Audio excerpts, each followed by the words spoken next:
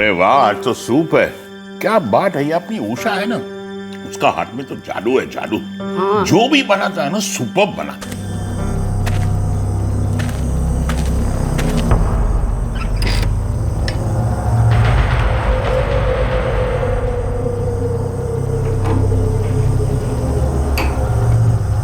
सायरा बोल रही थी कि बच्चों को छुट्टियों में भेजेगी। अरे वाह, गुड न्यूज। तो एक काम करो, वो केबल वाला को बोल रहे हो कि कार्टून वार्टून टीवी पे चालू कर देवे, और हाँ, इंटरनेट भी चालू करा दो। हाँ, जब आएंगे तब देखेंगे। वो केबल वाला को तू जानती है ना, आज बोलेगी तो 6 दिन बाद लगाएगा। नहीं, तू फोन कर ही निकाले। हाँ, कर दूंगी। लाइट को क्या हुआ? जरा जानी जानी, जरा फ्यूज बॉक्स जॉनी। તમે શાંતિ રાખો ની, આવી જશે।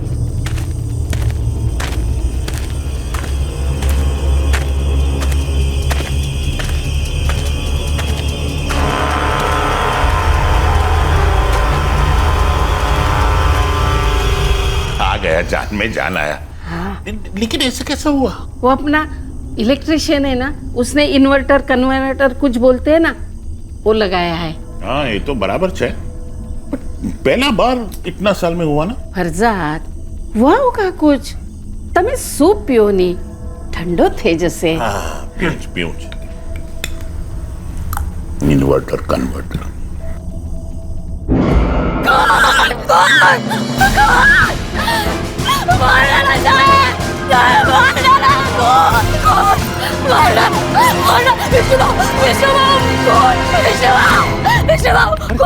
क्या हुआ उषा, क्या हुआ? क्या मेम साहब का खून हो गया है। खून हो गया? अरे वो फरजाद भाई कहाँ है? वो दिख नहीं रहे विष्णु बाबू। और मेलिसा ताई, वो किधर है? वो रसोई के पीछे बाहर। ठीक है, मैं देखता हूँ।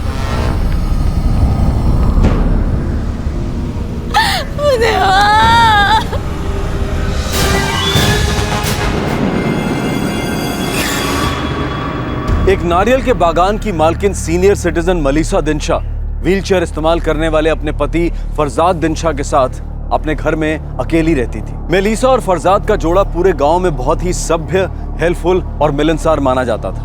और अब किसी ने मेलिसा की निर्दयी हत्या कर दी थी। इस हत्या का कारण क्या था और मेलिसा का पति फरजाद कहां था?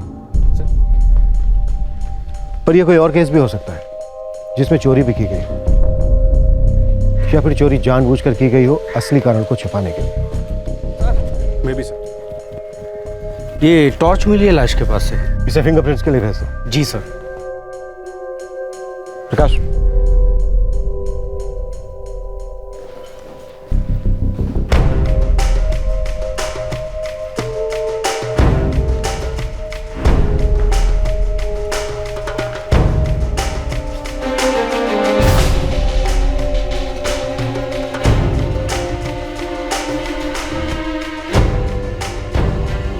सर, अटैक शायद इन स्टेयर्स पे हुआ होगा और लाश को घसीट के बाहर ले गया होगा। ब्लड काफी सूख चुका है।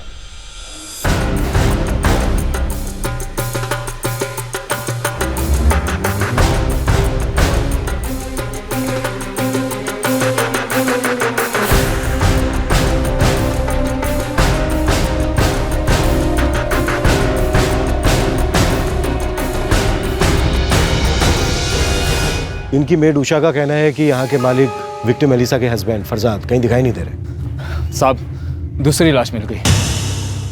कहाँ? बंगले के पीछे।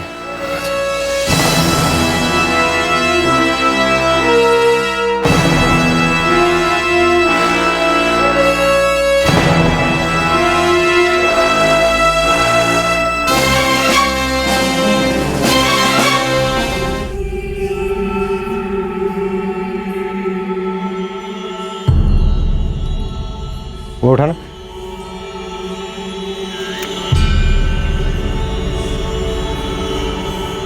वॉकिंग स्टिक पर खून लगा है। शायद इन्हीं की वॉकिंग स्टिक से पीट पीट कर इनको मार डाला गया।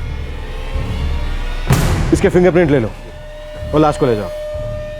घर का कोना कोना छान मारो, कोई भी सुराग छूटना नहीं चाहिए।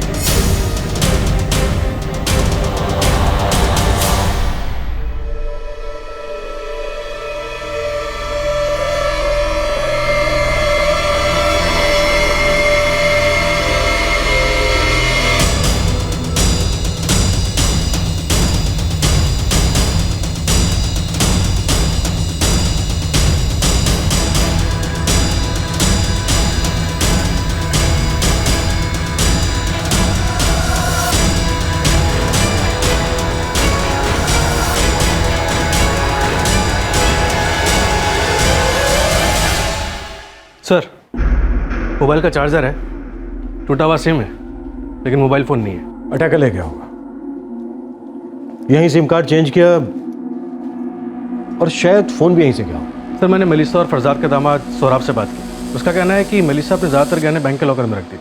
घर में कैश था? सर, 2-3 दिन पहले नारियल की खेती की इंस्टॉलमेंट आई थी, कैश 45,000 रुपये, जो इसी लॉकर में रखी थी। इनसाइड जॉब लगता है सर। खुलेगा, धीरे धीरे सारा पिटारा खुलेगा।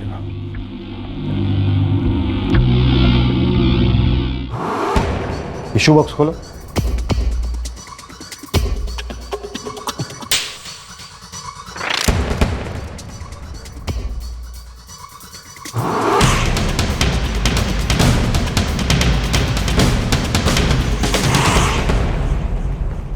सर, लगता है फरजाद दिनशा यहाँ बैठ के खाना खा रहे थे और ड्रिंक्स पी रहे थे जब खूनी उनकी बीवी मेलिसा को बाहर से मार के यहाँ अंदर आया, फरजाद को यहाँ मारा और उनकी बॉडी को उस रूम के बाहर फेंक दिया।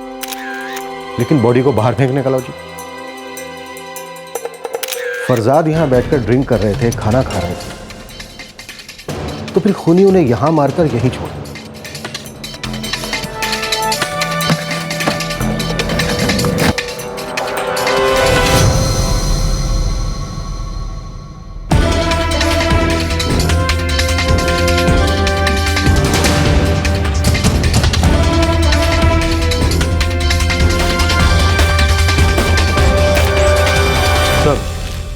ये दोनों चीजें झाड़ियों में मिली। सर, लगता मर्डर वेपन है। पहली बार किसी पेपर कटर से मर्डर होते देख रहा हूं। प्रकाश, उषा को पूछते हैं कि ये फोन किसका है। ओए साहब, ये मेरे समय हम सबका ही फोन है। माने तुम यहीं रहती हो? नहीं साहब, पास के गांव में रहती हूँ। मेरी 12 घंटे की ड्यूटी होती है साहब। सुबह 6 बजे आती हूँ, शाम को 6 बजे जाती हूँ। अब पता नहीं किसके लिए आऊंगी। तुम मेलिसा और फरसाद से आखिरी बार कब मिली थी? कल शाम को साहब। रोज की तरह उनके लिए रात को खाना बनाया और 6:15 बजे घर के लिए निकल गई। हाँ, क्या खुशबू है। लगता है उषा डिग्री ने चिकन बनाया है। अरे उषा, चिकन बनाया ना तूने? हाँ साहब, जैसा आपको पसंद है ना बिल्कुल वैसा ही बनाया है। अपने बाग का नारियल डाल के ही बनाया है। अरे वाह, तो आज डिनर में फर्स्ट क्लास जलसो। ए, मुंह में पानी आ गया। एक पीस टेस्ट करने को मिलेगा? ना ना, बिल्कुल ना। कितना मोटा हो गया है। हाँ, जैसे तू साइज 0 की है ना, बात करती है। उषा, फरजाद को अंदर लेके जा, मैं राउंड पे जाती हूँ। और वो रामू छोटी छोटी बातों पे गुस्सा करता है, उसको बोल आने के लिए। Stupid man. बोलती हूँ मैं साहब। Bye bye. चलिए साहब। नहीं दिख रहा, मुझे जातो रे बस। आए पकड़। ये मेलिसा भी दिल की बहुत अच्छी है। चलिए साहब। जाऊंगा।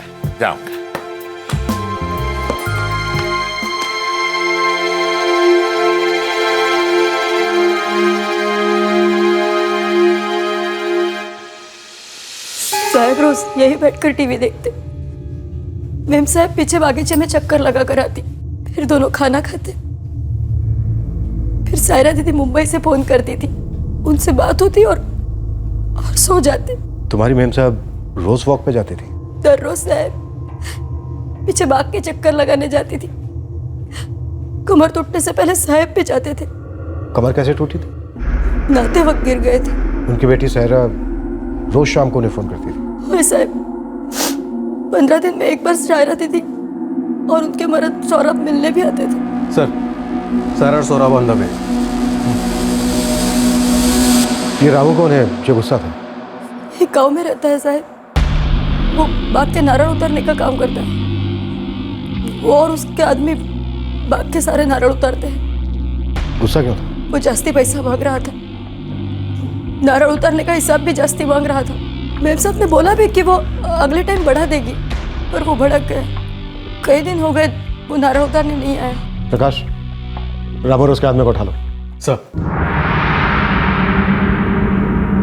उषा, आज सुबह एग्जैक्टली हुआ क्या था? मैं रोज की तरह सुबह 6 बजे आई। उस दिन मैं आते ही सबसे पहले बाग में चली गई थी पानी चालू करने।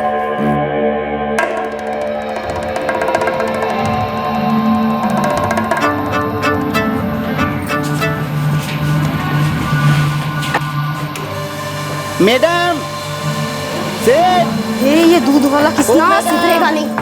इसको किधर? बार बोला है चिल्लाने का नहीं सुबह सुबह, फिर भी मानता नहीं है। मनीषा मैडम, दिनसा सेठ। दीवा हनक्के किसना अशनार 1000 बार बोला है लेकिन इसको समझ में ही नहीं आता है, पागल कहीं का। मैडम, अरे दिनसा सेठ। किसना चुप चुप बैठ। अरे चुप ना, अक्कल है कि नहीं? पता है ना साहिब और मेम साहिब सोए होंगे। उसे आले पकड़, तुम्हारे जैसे एक घर का गुलाम नहीं हूँ हम। 25 घर देखना होता है, 25 घर से कमाई होती है हमारी। और हमारा टाइम पैसा है, पैसा। और हमारा टाइम जो खराब करेगा ना, कभी हम नींद हराम कर देंगे, समझी? अरे चल चल निकल निकल, सकाई सकाई कटकट में ऐसी बड़ा आया नींद हराम करने वाला। तेरी तो ना चर्बी उतारनी पड़ेगी अभी। हाँ, मेरे पास भी एक चाबी होती है, मैं दरवाजा खोलकर अंदर गई हमेशा की तरह। रोज सुबह की खटखट हो। मेम साहब को उठने दो, इस किस्ना के बारे में आज फैसला लेना ही पड़ेगा। मैं सोच रही थी कि इतनी सुबह सुबह कौन फोन कर रहा है। साहिब और मेम साहब के मोबाइल पे फोन क्यों नहीं कर रहा है? एक मिनट, मैं खुद फोन लेने जा ही रही थी कि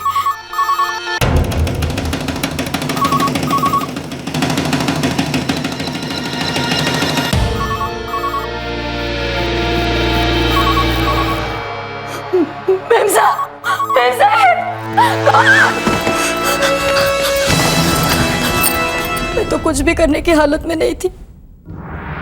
क्यों? लाश देखने से पहले तुम्हारी हालत को क्या हुआ था? क्या मतलब साहब? तुम्हारे हिसाब से दूध का पैकेट लेकर तुम मेन डोर से यहाँ आई, फिर तुम पैकेट लेकर किचन के अंदर गई। तुमने वहां पर दूध गर्म किया, लेकिन तुम्हें ये टेबल नजर नहीं आई, इस पर बिखरा हुआ सामान तुम्हें नजर नहीं आया, वहां सीढ़ियों पे पड़े हुए खून के धब्बे तुम्हें दिखाई नहीं दिए। मैं जान सकता हूं ऐसा क्या चल रहा था तुम्हारे दिमाग में? मैं वो दूध वाले किस्ना के बारे में सोच रही थी साहब। गुस्सा थी उस पे। बूढ़े लोगों को कोई इस तरह चिल्ला चिल्ला कर जगाता है क्या भला? बहुत फिक्र थी तुम्हें अपने साहब और मैडम के लिए। वो मेरे माँ बाप से भी बढ़कर थे, और उस किस्ना ने उनके बारे में बुरा बोला था। प्रकाश, उठा लो कृष्णा को। सर,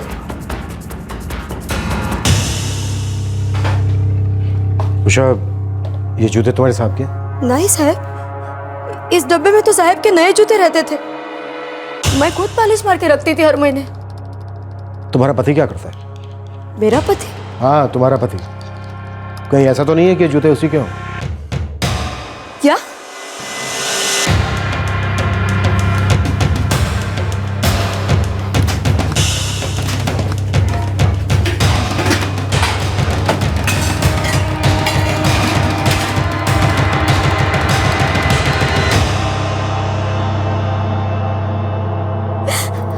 मेरे घर से एक भी चोरी का पैसा मिला ना साहब, तो मैं जलते हुए कोयले पे चलूंगी, जान दे दूंगी अपनी। अरे मेरे माँ बाप जैसे। तू चुप कर, नौटंकी बंद करा। तू उनकी सगी बेटी होती ना, तब भी तेरे पे शक जाता। ये मर्डर का केस है, मर्डर का, सब पे डाउट जाता है।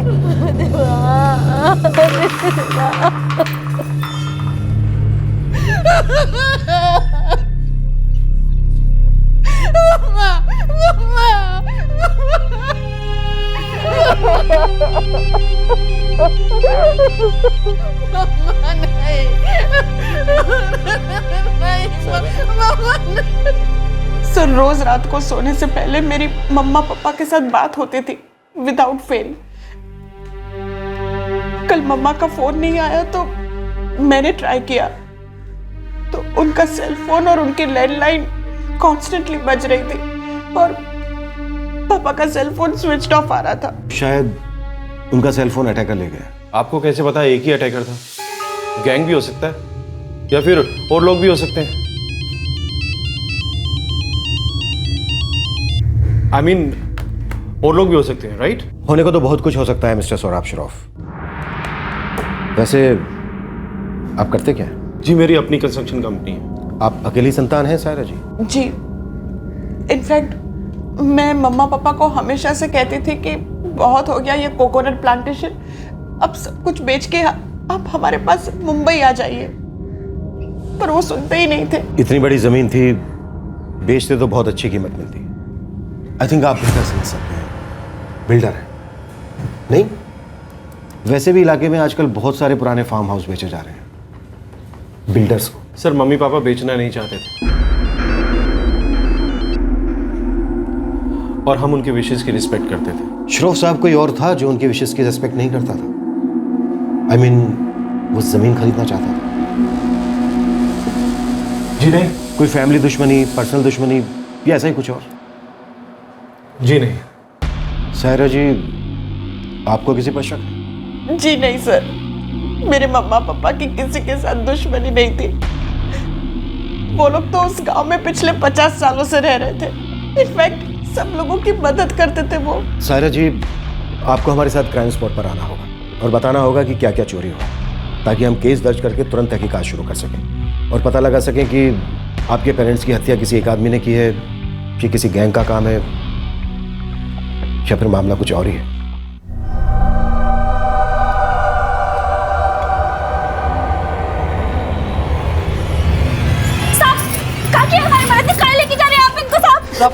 हमने कुछ नहीं किया साहब, हमारी बात मानिए सर। थाने चल, तेरी सारी बात सुनेंगे। हेलो, ये पान रहे? ए रामू, नीचे आ, आजा आजा।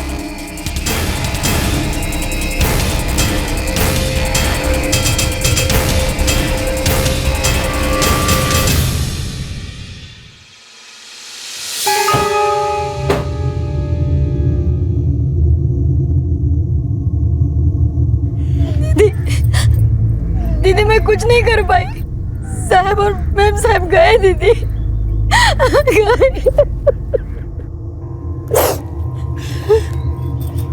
तू कर भी क्या सकती थी उषा, और हम भी क्या कर सकते? बस अब तो ये पता लगाना है कि किसने किया और क्यों किया।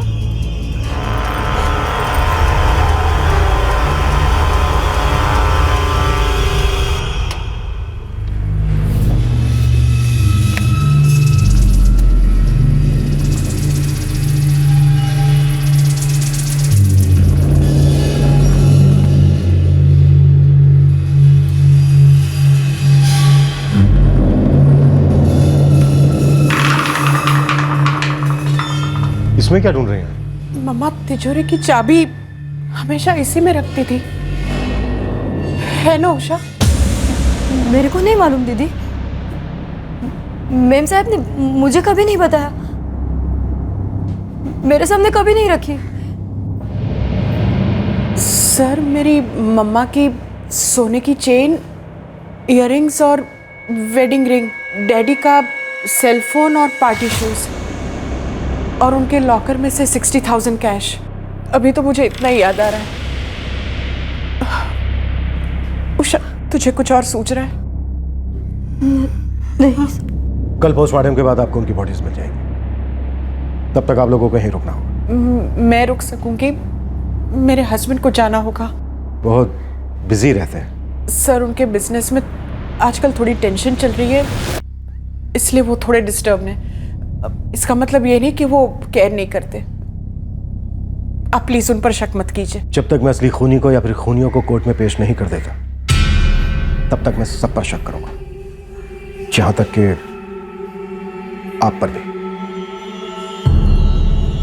अरे नहीं नहीं साहब। क्यों नहीं? तू कह रहा है कि रात भर तू अपने घर पर था, तो तेरी बीवी को बुलाकर पूछते हैं कि तू रात भर घर पर था कि नहीं? साहब हम अपने घर पर नहीं था, किसी और के घर पर था। अब आप समझ लिए साहब, हमने बीवी से कहा कि दोस्तों के साथ था रात भर। और सुबह आकर दूसरों की नींद हराम करने की धमकी देता है। बड़ा गुस्सा था तुझे मेलिसा और फरजाद पर? अरे नहीं साहब, उस सुबह हमारा पारा चढ़ा हुआ था। सुबह ही हमारी गर्लफ्रेंड के साथ झगड़ा हो गया था और दूध देने में हमें देरी हो रही थी। अब साहब हमारा दिनशा साहब के साथ कौन दुश्मनी है इससे। चल अपनी गर्लफ्रेंड का नाम और नंबर लिख, और जब भी तुझे बुलाएंगे आना पड़ेगा। नाम और नंबर लिख दे। हम ना तेरी बीवी को बताएंगे ना उसके पति को। कोई शौक नहीं है हमें लोगों के घर तोड़ने का। लिख। नेक्स्ट।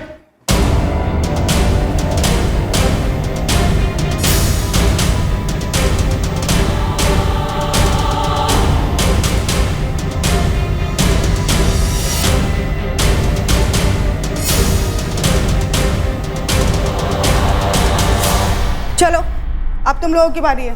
रामू, नारियल की फसल का तुझे एक बड़ा हिस्सा चाहिए था, है ना? हाँ साहब, सबको चाहिए ना साहब। पिछली फसल के 45,000 रुपए मिले थे मेलिसा और फरसाद को, लॉकर में रखे थे उन्होंने। आया होंगे साहब, पर हमारे हाथ में कुछ भी नहीं मिला था। वो 45,000 रुपए कहाँ है रामू? साहब, आपको क्या लगता है कि माई और मेरा आदमी लोग ने मिल के देशू मैडम और साहब का मर्डर किया और पैसा चुराया? मेलिसा के गले की चैन भी चुराई, उनके कान और एक उंगली भी काटी जेवर के लिए। नहीं साहब, 3 दिन पहले मैं और मेरा आदमी लोग हम लोग जाके बॉम्बे में बोरल पार्क में जाके नारियल निकाला। साहब, तुम वहाँ का मैनेजर को फ़ोन करके पूछो तो। हम सुबह 5 बजे वहाँ से आया।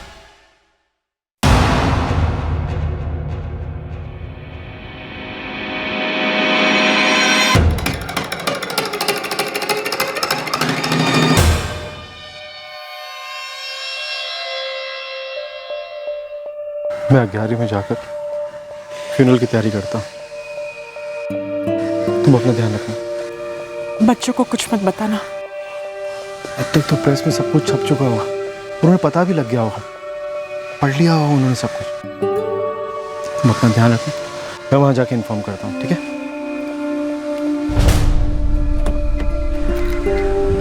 पहुंचते ही फोन करना। ठीक है, बाय।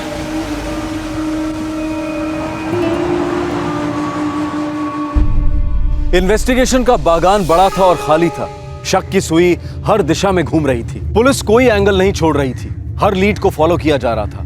हर खबरी नेटवर्क को एक्टिवेट किया गया था। दिनशा जोड़े के इस कत्ल ने न सिर्फ उस इलाके में बल्कि पूरे देश में सनसनी मचा दी थी। इस इलाके में पारसी समुदाय के कई सीनियर सिटीजन अकेले रहते थे, जिनके अलग अलग बागान थे, पुराने बिजनेसेस थे।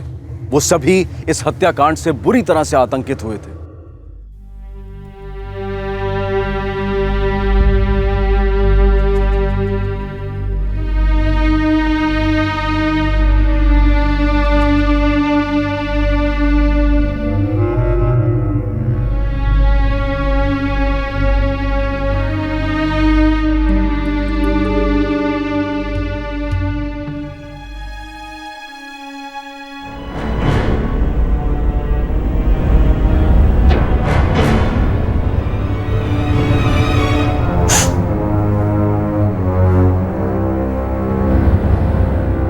क्या हुआ दीदी?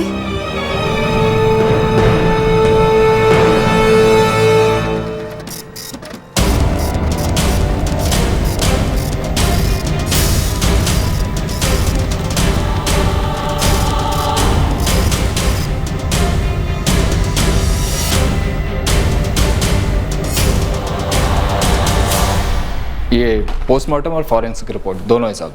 सर, मर्डर की रात सायरा के पति के काफ़ी फ़ोन कॉल्स थे, पर सभी उसके बिजनेस को लेकर मुंबई में किए गए थे और किसी भी सस्पेक्ट के फ़ोन रिकॉर्ड से कुछ भी नहीं मिला। हाँ, फरजाद के फ़ोन को ट्रैकिंग पे डाल दिया है। पोस्टमार्टम रिपोर्ट भी लगभग वही कहती है जो हमने सोचा था। मेलिसा की मौत शाम को लगभग 7 बजे गला कटने की वजह से हुई। फिर सीधे 7:30 बजे फरजाद को उन्हीं की वॉकिंग स्टिक से पीट कर मार दिया गया। मौत का कारण सर पर चोट। सर, पोस्टमार्टम रिपोर्ट भी किसी तरफ इशारा नहीं कर रही। मर्डर वेपन पर, खाने की प्लेट पर, वाइन के ग्लास पर, वॉकिंग स्टिक पर, हर जगह एक ही आदमी के फिंगरप्रिंट्स हैं जो हमारे किसी भी सस्पेक्ट से मैच नहीं करते। प्रकाश, किलर कोई एक ही आदमी है।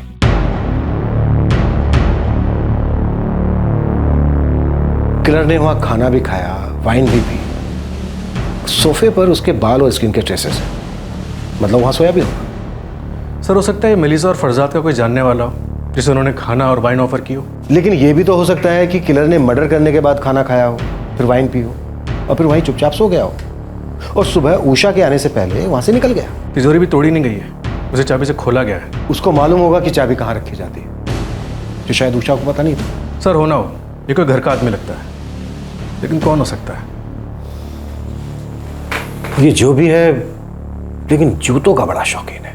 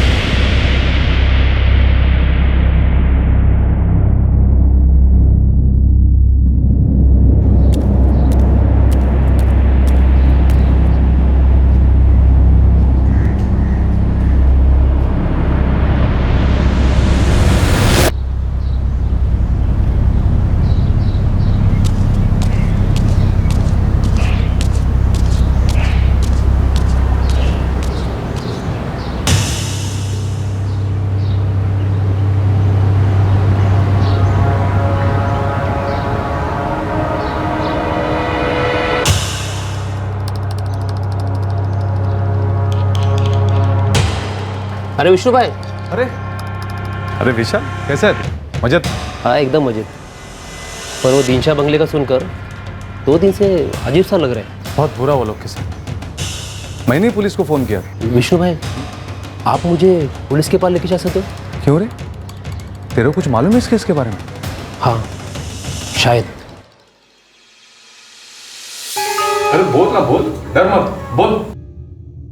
साहब मर्डर वाले दिन वो दिनशा मैडम की जो नौकरानी ना उषा ने मुझे बंगले पर बुलवाया था। काय झालं उषा, एकदम अर्जेंट में बुलाया? चल बताती हूँ।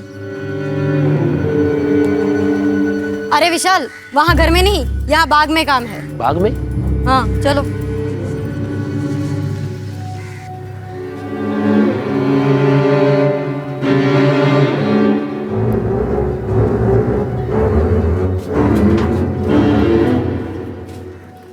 कल रात अचानक पावर गायब हुई। अच्छा हुआ दिकरा तुमने इन्वर्टर कन्वर्टर बिठाया था, तुरंत पावर आ गई। मैडम जी आपका पावर ऑफ नहीं हुआ था, ऑफ कराया गया था। ये देखिए मैडम, ये वायर काटी यहाँ से किसी ने। क्या बात करता है, कौन काटेगा? ये तो मुझे मालूम नहीं, लेकिन ये यहाँ से किसी ने ऐसी वायर काटी है। पर विशाल यहाँ पर आकर वायर वायर कौन काटेगा अभी? अरे उषा, गांव का कोई शरारती बच्चा होगा। लेकिन विशाल जल्दी जल्दी करना। हाँ मैडम जी थोड़ा टाइम तो लगेगा। ठीक है, लेकिन जल्दी करना।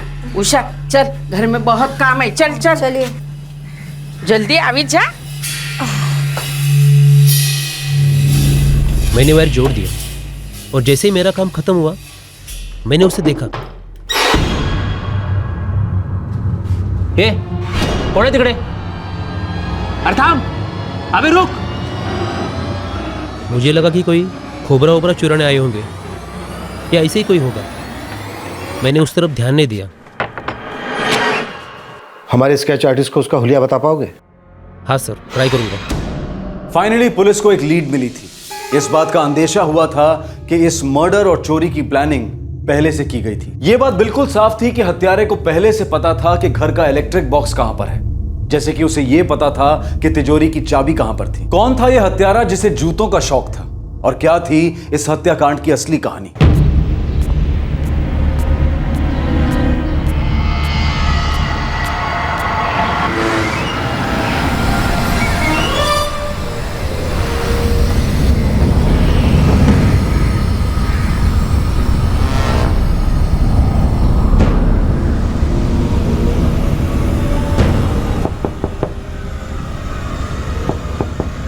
आओ सर।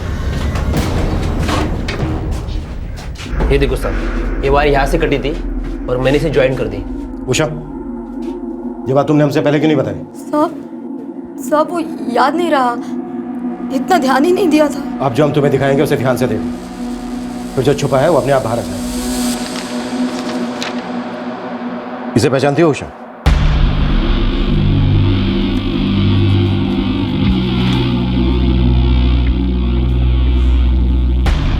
मेरे को नहीं मालूम साहब। ध्यान से देखो, शायद कुछ याद आ जाए। नहीं साहब, मैंने इसे पहले कभी नहीं देखा। मैंने शायद इसे देखा इंस्पेक्टर। ये चेहरे पर निशान, ये वही है।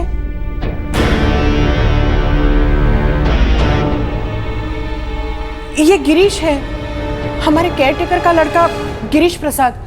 उषा के यहाँ आने से पहले हमारे केयरटेकर हरि प्रसाद हुआ करते थे। ये गिरीश उन्हीं का लड़का है। उषा को यहाँ 14 साल होने को आया ना? हाँ जी दीदी, इस हरि प्रसाद के बारे में मैंने सुना था, वो तो मर गए ना। इस गिरीश ने ही उन्हें मार डाला समझो। रोज रोज समझाते थक गया हूँ, लेकिन समझने का नाम ही नहीं ले रहा है। ऐसा क्यों करता है रे तू? अरे नहीं तेरे नाम शुगर वाली जैसे। अच्छा बेटा रूसी का पप्पा क्या बोला तेरे को? एक ही बात समझाते थक गया हूँ। चल चल। हरि प्रसाद क्या हुआ इसको? मैडम इसका कुछ नहीं हो सकता। आप इसे स्कूल में पढ़ाती हैं ताकि ये जानवर से इंसान बन जाए, और ये वहाँ सबको शैतान बनाने पे तुला है। अरे एक मिनट हरी, इतना बच्चे को मारता है? हाँ, इसने किया क्या है? अच्छा तू रहने दे। दिखा तू बताओ क्या किया है तूने? साहब 4 दिन से स्कूल नहीं गया ये। क्यों? गिरीश आइए क्या?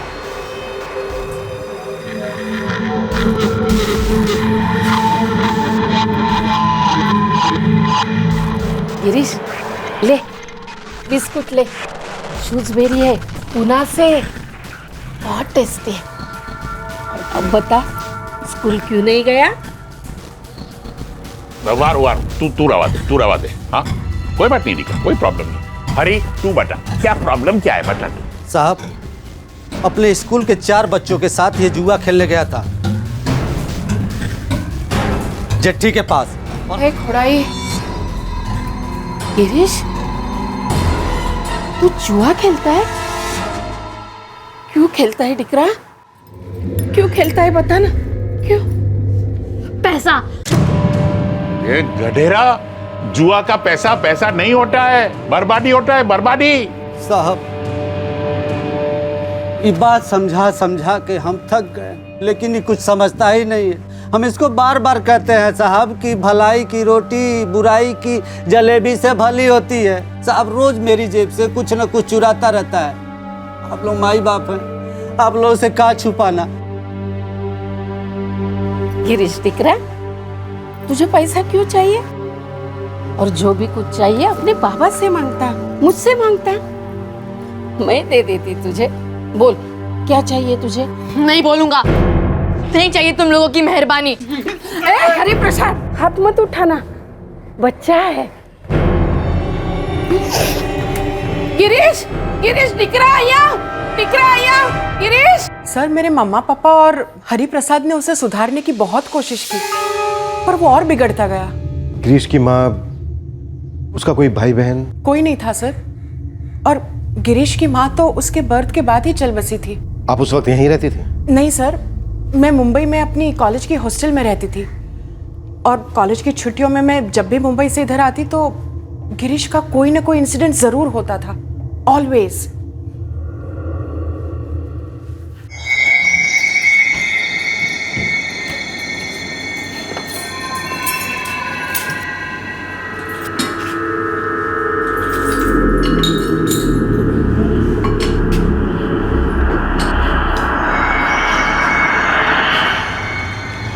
कुछ दिखाना है, अंदर आओ नहीं तू। मम्मा अंदर आओ नहीं, दिखाना है। आओ अंदर आओ नहीं।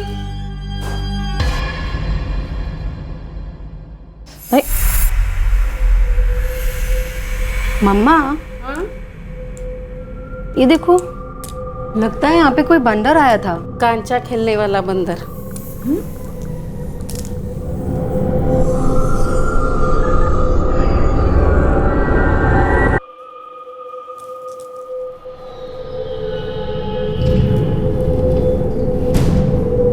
दूध के लिए 10 रुपए रखे थे, वो भी लेके गया। लेकिन मम्मा उसके पापा को बताना मत। उसके पापा को बताना पड़ेगा।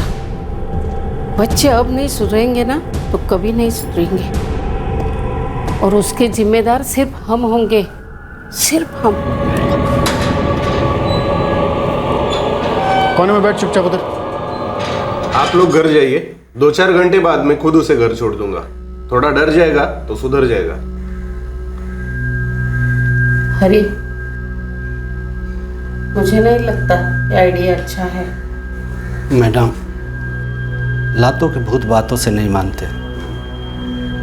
वो मेरा बेटा है, मेरा सब कुछ है, लेकिन गलत रास्ता पकड़ लिया है।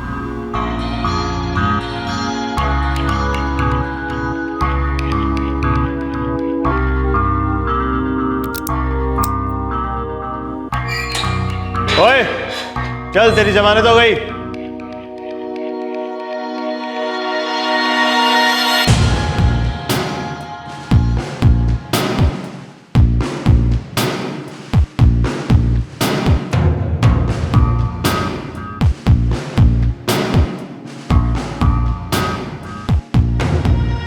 उन दिनों मेरी शादी की तैयारियां हो रही थी और गिरीश ने 1000 रुपए चुराए थे।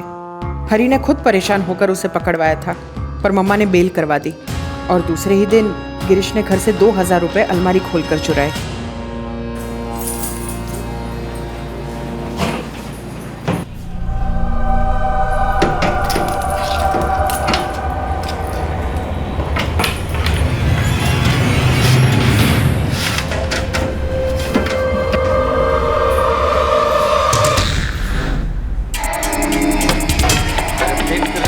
गिरीश,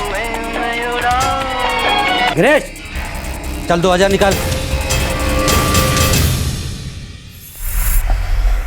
कौन से 2000? जो हमारे लॉकर में थे।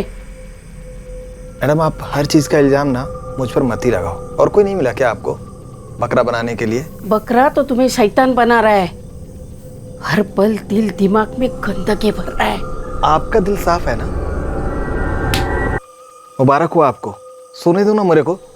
1 महीना जेल में बिठाए, चैन नहीं मिला आपको? गिरीश! अरे हाथ नहीं उठाना। हरि प्रसाद,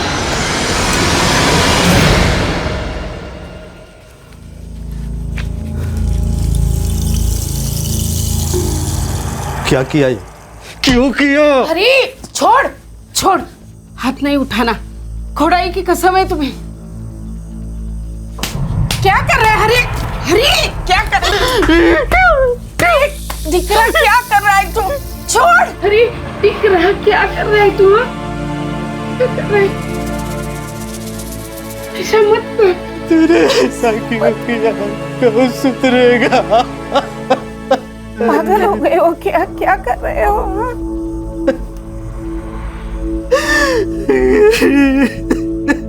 हरिप्रसाद का घाव तो भर चुका था, पर वो पूरी तरह से टूट गया था। उसने गिरीश को घर से निकाल दिया।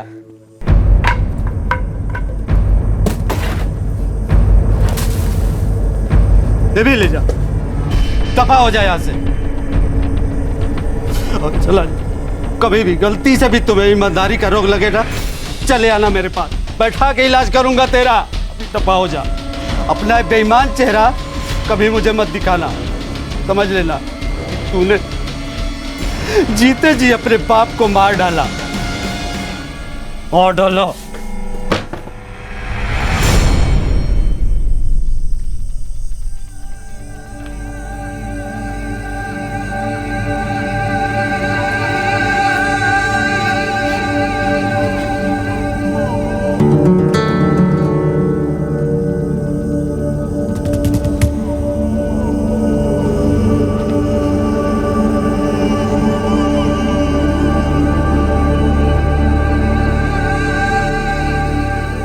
उसी साल हरिप्रसाद बीमार हो गया और वो अपने गांव यूपी चला गया। Within 6 months he was no more. Massive heart attack, instant death. और ग्रीश की कोई खबर? No idea sir. उसी साल मेरी शादी हो गई और हम लोग तो कनाडा सेटल हो गए थे। बस 4 साल पहले ही लौटे। उषा, मेलिसा या फरजाद ने इन 14 सालों में हरिया ग्रीश का कोई जिक्र किया? मैम साहब कभी कभी हरिप्रसाद के बारे में बात करती थी कि वो कितने अच्छे आदमी थे वगैरह वगैरह, लेकिन गिरीश के बारे में कभी कुछ नहीं। हाँ साहब, एक बार कुछ बोली थी।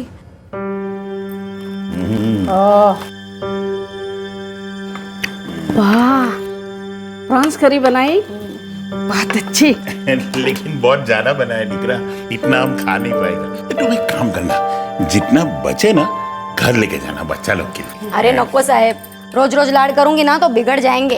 अरे उषा, बच्चों को प्यार से बिगाड़ना चाहिए। स्टिक ठोकर सुधारने बैठे ना तो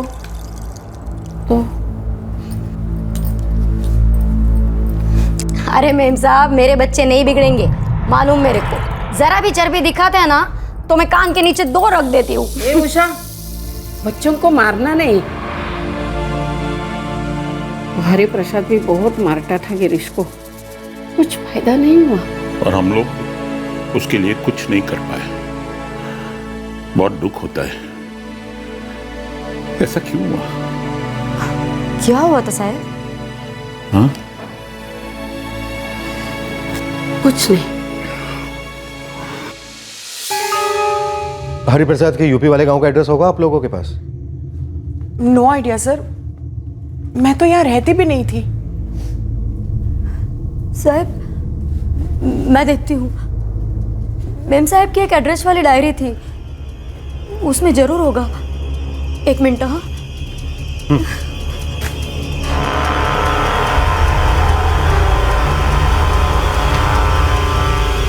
मिल गया। पर sir what is the point? Hari Prasad को गुजरे हुए 14 साल हुए हैं और गिरीश जैसे लड़के का उसके गांव में बसना चांसेस आर वेरी लेस। अगर गिरीश तक पहुंचने का 1% चांस भी होगा ना, तो मैं वो चांस जरूर लेना चाहूंगा मिस्टर श्रॉफ, क्योंकि गिरीश सिर्फ आपके पेरेंट्स की हत्या का जिम्मेदार नहीं है, बल्कि वो उन तमाम सीनियर सिटीजन में दहशत फैलाने का जिम्मेदार भी है जो अकेले रहते हैं और खौफ के मारे अपनी जिंदगी ठीक से जी नहीं पाते। पुलिस टीम यूपी पहुंची, लेकिन सायरा श्रॉफ का शक सही निकला। पुलिस को खाली हाथ लौटना पड़ा, क्योंकि 14 सालों में वो गांव भी गुजर चुका था और एक नए कस्बे की शक्ल में उसका पुनर्जन्म हुआ था, और हरि प्रसाद या उसकी फैमिली का नामो निशान मिट चुका था। गिरीश प्रसाद कहां था? क्या 14 सालों में उसका भी नया जन्म हुआ था? पुलिस को पक्का यकीन था कि ये चोरी और डबल मर्डर गिरीश प्रसाद ने किया है, लेकिन जैसे जैसे तहकीकात आगे बढ़ी, ऐसा लग रहा था कि गिरीश प्रसाद का भी नामो निशान मिट चुका है। सर, फरजाद दिनशा के फोन का IMEI नंबर ट्रैक हो गया है। वडोदरा गुजरात लोकेशन दिखा रहा है। सेल नंबर ट्रैक हुआ? सर, पिछले 5 दिनों में 4 बार ये नंबर चेंज हो चुका है, लेकिन नाम और एड्रेस एक ही दिखा रहा है, श्रीमित ढेडिया। नाम और एड्रेस दोनों नकली है? Yes sir. एक ऑप्शन है, थोड़ा लंबा है लेकिन ट्राई कर सकते हैं। क्यों ना हम वडोदरा जाकर हर नंबर के कॉल रिकॉर्ड्स निकलवाएं और हर नंबर को ट्रैकिंग पे डाल दें, शायद कुछ हाथ लग जाए। एक शॉर्टकट है, तो कहाँ पर ट्राई करते हैं? क्या सर? कत्ल की रात किलर ने फरजाद के सेल फोन से उसका सिम कार्ड निकालकर तोड़कर फेंक दिया था, तो जाहिर सी बात है उस फोन में उसने अपना सिम कार्ड डाला हो सकता है सर। कत्ल की रात किलर ने वहां काफी समय बिताया, खाना खाया, वाइन पी, तो शायद टीवी भी देखा, और हो सकता है इस दौरान उसने कोई फोन भी किया। करेक्ट। प्रकाश, तुम एक काम करो, दिनशा बंगलो के आसपास जितने भी सेलफोन टावर्स हैं, उस रात की सबकी ट्रैफिक रिपोर्ट निकलो और पता करो कि उस इंस्ट्रूमेंट से कोई कॉल किया गया है या नहीं। चांस लेते हैं, हो सकता है अपनी बात बन जाए।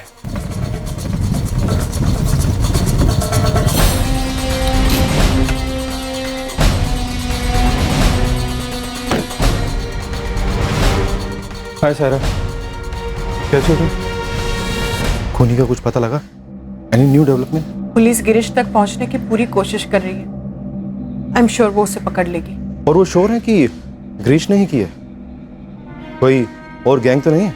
उनका तो पता नहीं, but I am very sure. मुझे उस लड़के की आंखें याद है, क्रेजी।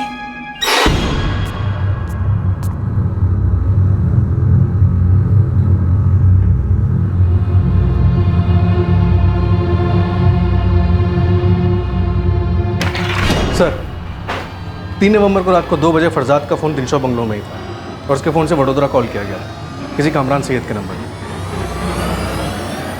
फोन लगाओ।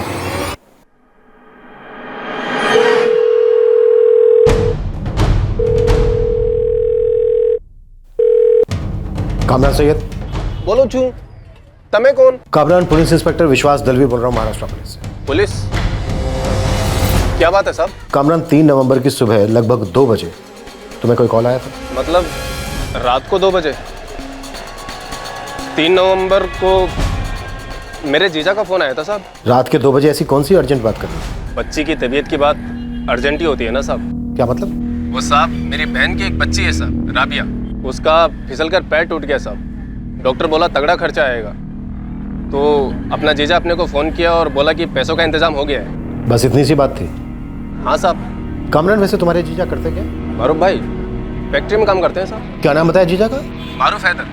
क्या बात है साहब? कामरान, अपने जीजा का एड्रेस बोल, और गलती से भी अपने जीजा को यह मत बोलना कि मैंने कॉल किया था।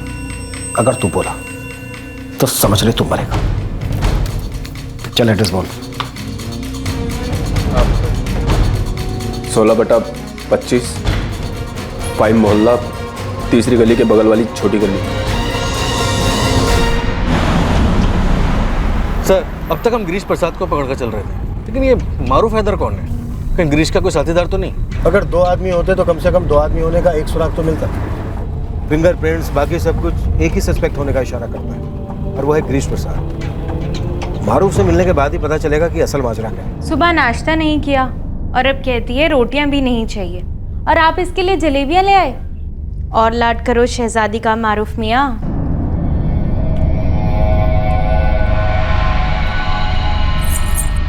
अब्बू दो ना।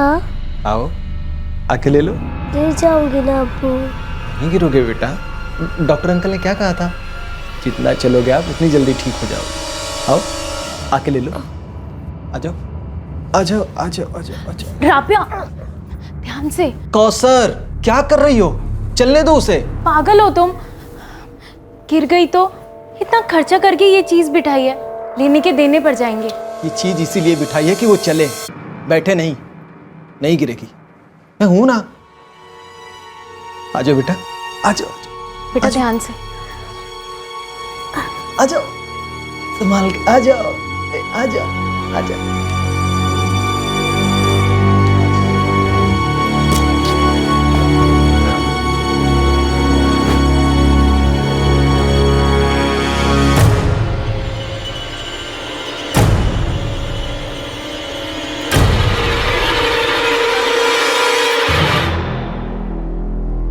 सब ये लगता तो मेरे जैसा मारूफ जैसा ही है, खासकर गाल पे निशान। और वहां उड़न में सायरा श्रॉफ कहती हैं कि ये पक्का गिरीश प्रसाद है। अच्छा,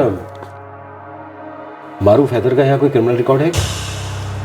नहीं, हमने चेक किया, मारूफ हैदर का कोई क्रिमिनल रिकॉर्ड नहीं। और गिरीश प्रसाद का चेक करना पड़ेगा। वैसे गिरीश प्रसाद रहता कहाँ है, इसका कोई आइडिया है आपको? नहीं। कामरान, तुम्हारी बहन और जीजा कहाँ रहते हैं? पहले गांधी मार्ग के पीछे रोज गार्डन के पास रहते थे साहब, साल भर हुआ उन्होंने वही मोहल्ला शिफ्ट किया है साहब।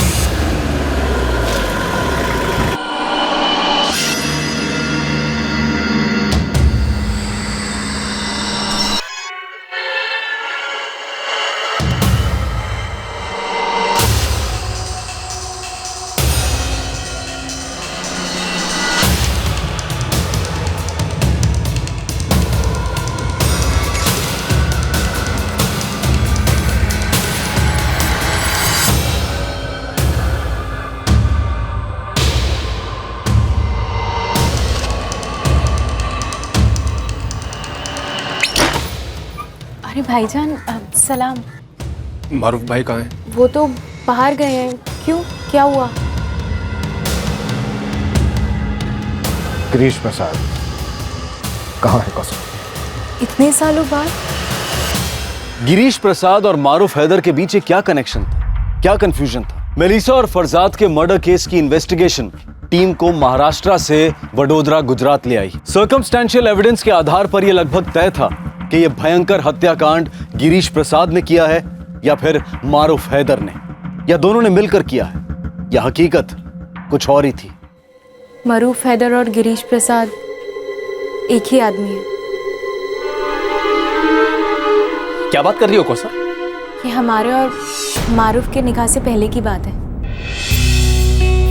जब हम दोनों पहली बार मिले थे 2005 में। उस वक्त मारूफ ही गिरीश था, गिरीश प्रसाद।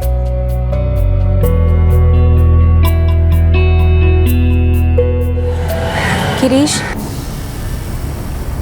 हमारा कुछ नहीं होने वाला। ऐसा मत बोलो यार, हम दोनों मेहनत कर रहे हैं ना, आगे चल के हम लोग लोन ले लेंगे, खूब मेहनत करेंगे, अपनी दुकान बनाएंगे और अपने बच्चों को भी अपना काम सिखाएंगे। गिरीश, बच्चे निकाह के बाद होते हैं और हमारा निकाह कभी नहीं होगा। क्यों नहीं होगा? हमारे अब्बू और अम्मी हमारा निकाह कभी भी किसी गिरीश प्रसाद से नहीं होने देंगे। तो ठीक है, किसी गिरीश प्रसाद से शादी मत करना।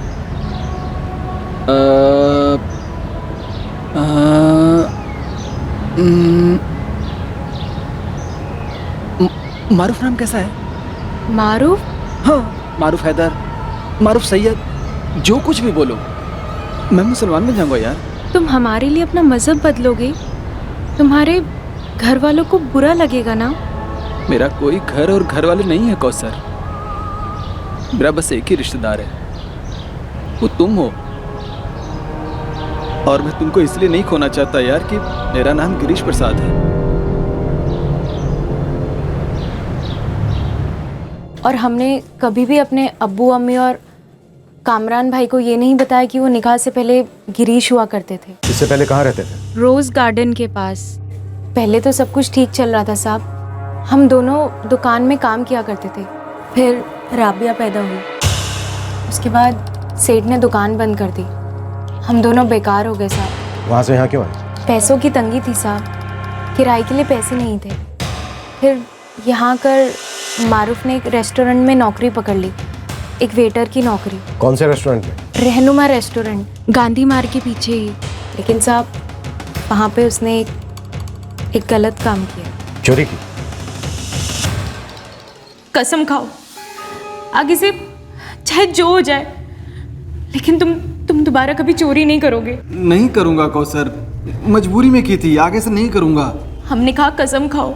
कसम? राबिया की कसम खाओ। अरे हम कह रहे हैं ना आगे से चोरी नहीं करेंगे। हमने कहा राबिया की कसम खाओ।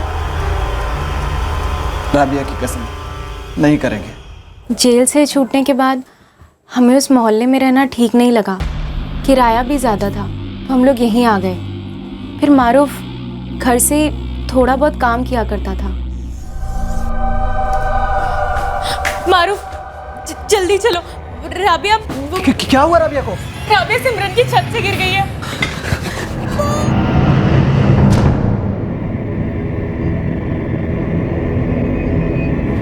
मारूफ सलीम भाई को तो पहले से 9,000 रुपये देने हैं, और अम्मी और अब्बू के ऐसे हालात नहीं कि मैं उनसे कुछ भी मांग सकूं।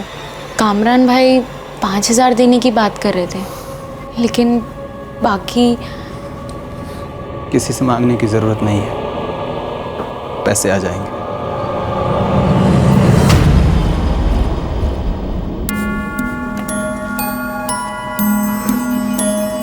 मारूफ कहाँ जा रहे हो? इतनी सुबह सुबह जा कहाँ रहे हो तुम? मैं अपने अतीत से मिलने जा रहा हूँ, ताकि हमारा भविष्य बदल सके। क्या मतलब? मैं कल तक लौटूंगा।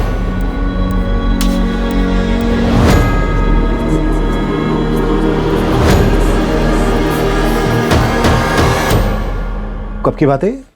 साहब आज हो गया 10 नवंबर, और ये 29 अक्टूबर को अस्पताल से वापस आई थी। मारूफ 30 की सुबह निकला था और 3 तारीख को वापस आ गया था। कांड हुआ था 2 की रात को। कांड? कैसा कांड साहब? कामरान 3 की सुबह 2:15 बजे मारूफ ने तुम्हें कॉल किया था? जी किया था सर। मारूफ ने लौटने के बाद क्या किया? वो पैसे लेकर आया था और गहने भी।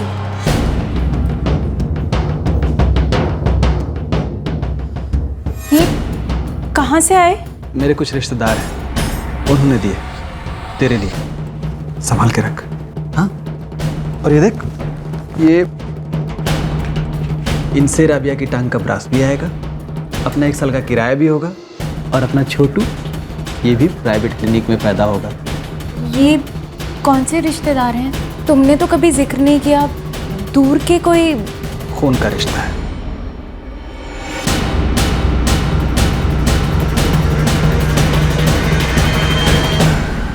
कौसर, मारूफ ने सारे रिश्तों का खून किया है। बाहर आओ, बता दो। नहीं साहब, आपको जो कहना है राबिया के सामने ही कहिए। आपके हाथ जोड़ती हूँ साहब, हमें सब सच सच बता दीजिए।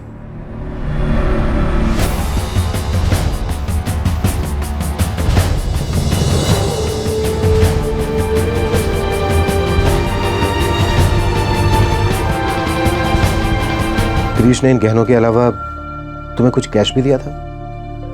बस कहने ही दिए थे, रोकड़ा तो उन्हीं के पास रहता है। हमें तुम्हारे घर की तलाशी लेनी होगी। 1 मिनट साहब। गरीबी में अगर एक इंसान जुर्म को जायज समझता है, तो एक ऐसा गरीब भी है जो ईमानदारी को अपनी सबसे बड़ी पूंजी समझता है। आरोपी मारूफ की पत्नी कौसर एक ऐसी गरीब इंसान थी जिसे अपनी गरिमा और खुददारी सबसे ज्यादा प्यारी थी, और शायद यही मारूफ के लिए सबसे बड़ी सजा थी। पुलिस को मारूफ की घर की तलाशी से कुछ नहीं मिला, लेकिन यह बात तो बिल्कुल साफ हो चुकी थी कि गिरीश प्रसाद उर्फ मारूफ हैदर ने ही मलीसा और फरजाद का कत्ल किया था और उनके घर को लूटा था। यह केस अब अपने आखिरी पड़ाव पर आ पहुंचा था।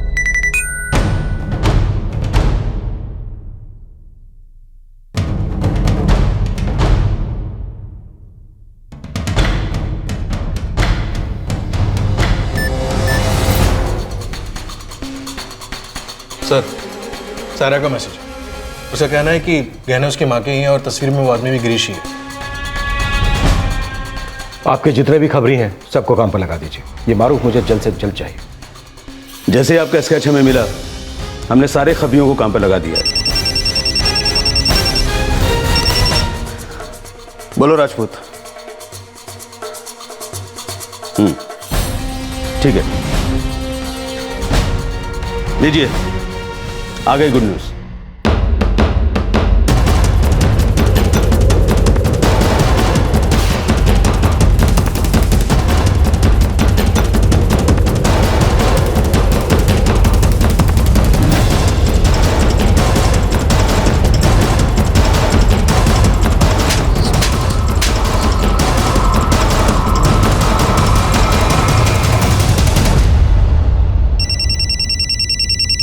मेरा है साहब। विकास देखो जरा और स्पीकर पे डालो। मारूफ बात कर। हेलो मारूफ। हाँ कौसर बोल। पकड़े गए हो? हाँ पकड़ा गया, लेकिन तू फिक्र मत कर। अब किस बात की फिक्र? हमें तो फिक्र थी कि तुम पकड़े नहीं जाओगे। कौसर, तुम हमारा, राबिया का और हमारे आने वाले बच्चे का चेहरा कभी नहीं देख पाओगे। मैंने जो कुछ किया तुम लोगों के लिए किया, समझी? तुमने हमारे लिए जो किया वो जिंदगी भर के लिए काफी है। जानना चाहते हो तुमने हमारे लिए क्या किया है? लो सुनो। आप मेरे अब्बू नहीं हो, गंदे हो आप। नहीं, हेलो हाँ मैडम।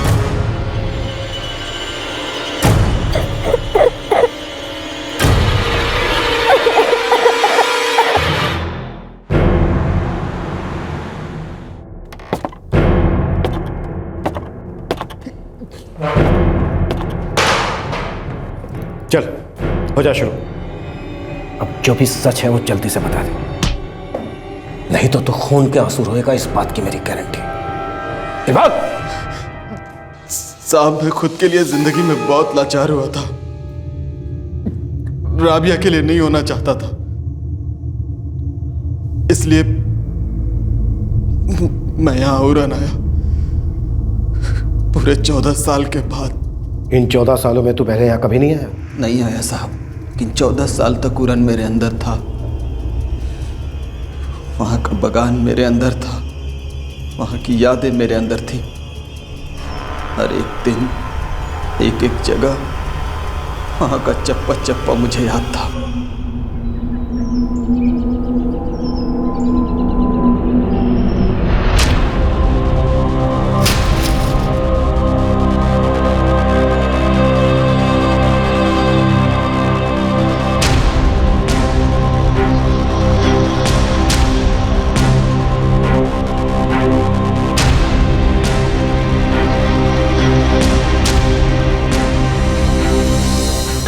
तूने ऐसा क्यों किया?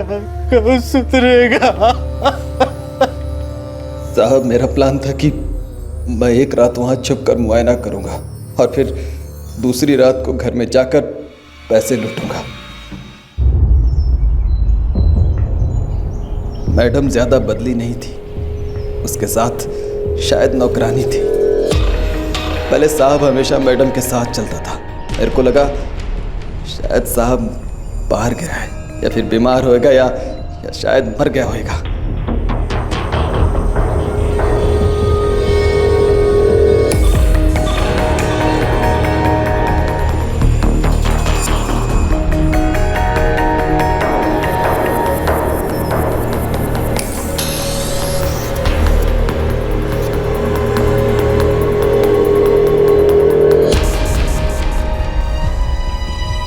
साहब अपाहिज हो गया था, देखकर अच्छा लगा। मेरा काम और भी आसान होने वाला था। नौकरानी शाम को चली जाती थी और उसके बाद बुढ़ा बुढ़ी अकेले होने वाले थे।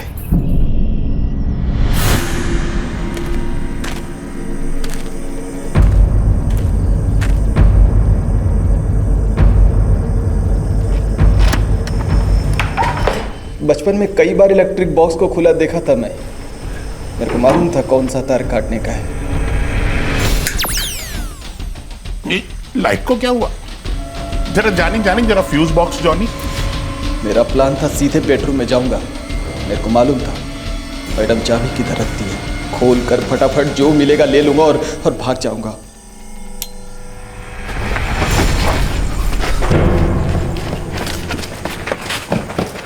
उस रात तो बागान में ही सोया? हाँ साहब, लेकिन दूसरे दिन साला वो इलेक्ट्रिशियन भी आ गया। ए कौन है तिकडे? अरे थांब, अबे रुक। फिर मैं सोचा लाइट वाइट गई तेल लेने, मैं सीधा अंदर घुस जाएगा और भिड़ जाएगा, जो होगा देखा जाएगा। तो तू उस रात वहां कत्ल करने के इरादे से ही गया था मारूफ? नहीं साहब, आप लोग यकीन करो या ना करो, उस वक्त मेरा मर्डर करने का कोई दिल नहीं था। मेरे को सिर्फ पैसा चाहिए था, लेकिन उस मैडम को देखा तो मेरा फ्यूज उड़ गया। इधर इधर इधर कोई तार कट गया मेरे दिमाग के अंदर और मैं कौन है?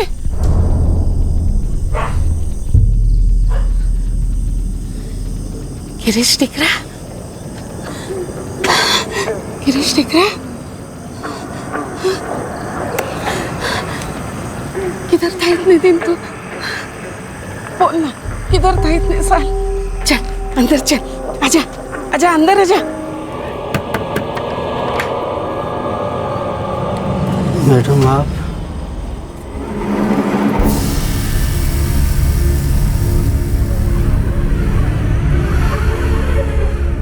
गिरीश दिख रहा? कुछ चाहिए था तो अपने बाबा से मांगता, मुझसे मांगता। मांगना अच्छा नहीं लगता मुझे, गंदा लगता है। चोरी करना अच्छा लगता है? सिर्फ 10 रुपए चुराए थे मैंने। बेटा 10 रुपया हो या 1 रुपया हो, चोरी चोरी होती है। बोल, आइंदा से ऐसा काम नहीं करेगा? झूठ बोलना चोरी है? बिल्कुल। तो आप क्यों झूठ बोलती हो? बदतमीज। कोई झूठ सफेद झूठ होता है डिकरा, जिसमें किसी का नुकसान नहीं होता। मेरी चोरी भी सफेद चोरी थी, किसी को कोई नुकसान नहीं हुआ। असली चोर तो आप सभी अमीर लोग हो। बदतमीज। बोल, चोरी करेगा?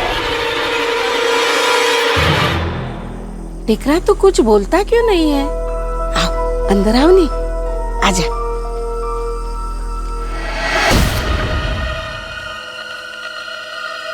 अभी जा डिकरा, अभी जा, खुश हो जाएगा अंकल।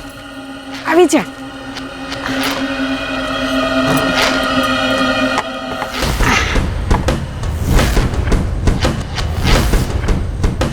अभी जा डिकरा, शर्माता क्यों है? अभी जा।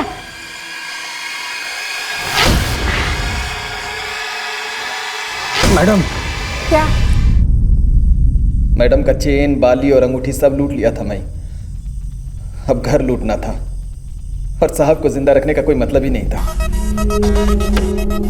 हाँ बोल बेड़े। नाही काय चाललंय जेठालाल? काय विशेष नाही, तेज आपला गडे इलेक्ट्रॉनिक्स। जेठालाल मैं मजाक के मूड में बिल्कुल भी नहीं हुआ। क्या हुआ भाई, बहुत गुस्से में लग रहा है? अरे गुस्सा नहीं करूं तो क्या करूं? आती है।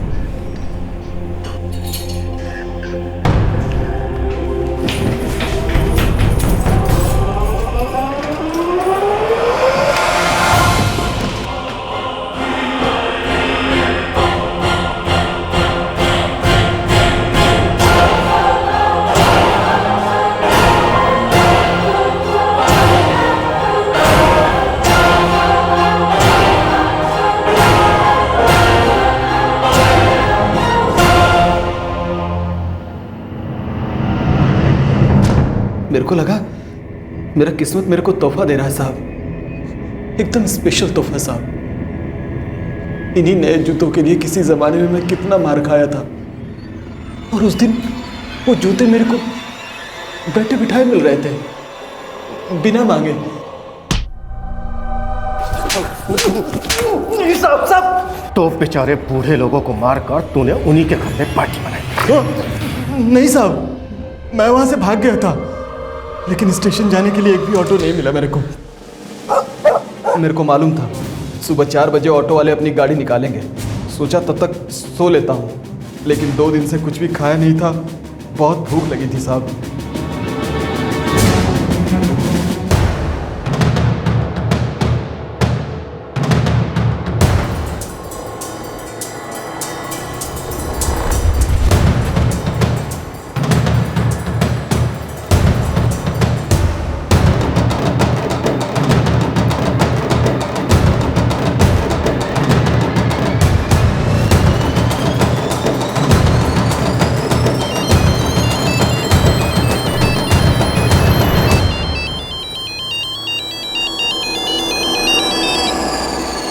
सलाम वालेकुम मारू भाई। क्या बात है, इतनी रात के सब खैरियत से तो है? मैं तेरे को इसके लिए फ़ोन किया कि मैंने पैसे का इंतजाम कर लिया है। तेरे 5,000 की ज़रूरत नहीं है मेरे को।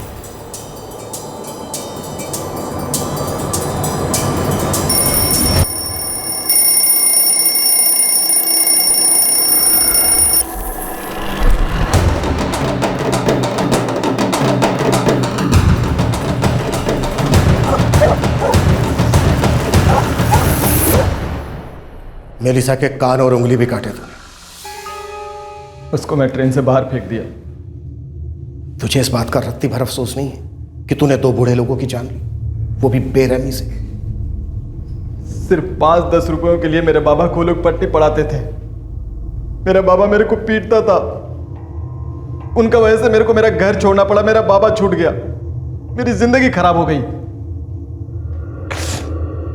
नफरत करता था मैं उनसे, मेरे को कोई अफसोस नहीं है। और तुझे इस बात का अफसोस भी नहीं है कि जितनी नफरत तू मेलिसा और फरजाद से करता था, अब तेरी बीवी और तेरी बच्ची वो भी तुझसे उतनी ही नफरत करेंगे।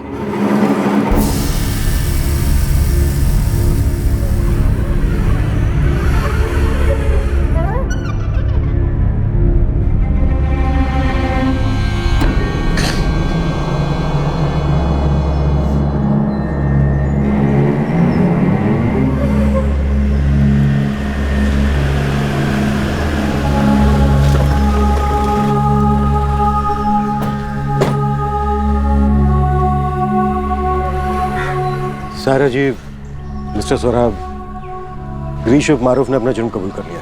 वो गहने और पायल आपको कोर्ट से मिलेंगे। कैश जितना रिकवर हम कर सकते हैं कर लेंगे, लेकिन 27,000 रुपये उसने बच्ची के इलाज में खर्च कर दिए। सर, हमें इलाज में खर्च किए गए पैसे नहीं चाहिए,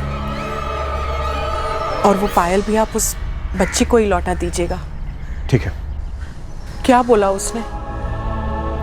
मम्मा पापा को क्यों मारा? बचपन का गुस्सा था सायरा जी, और मुझे लगता है लालच गुस्से से बढ़कर।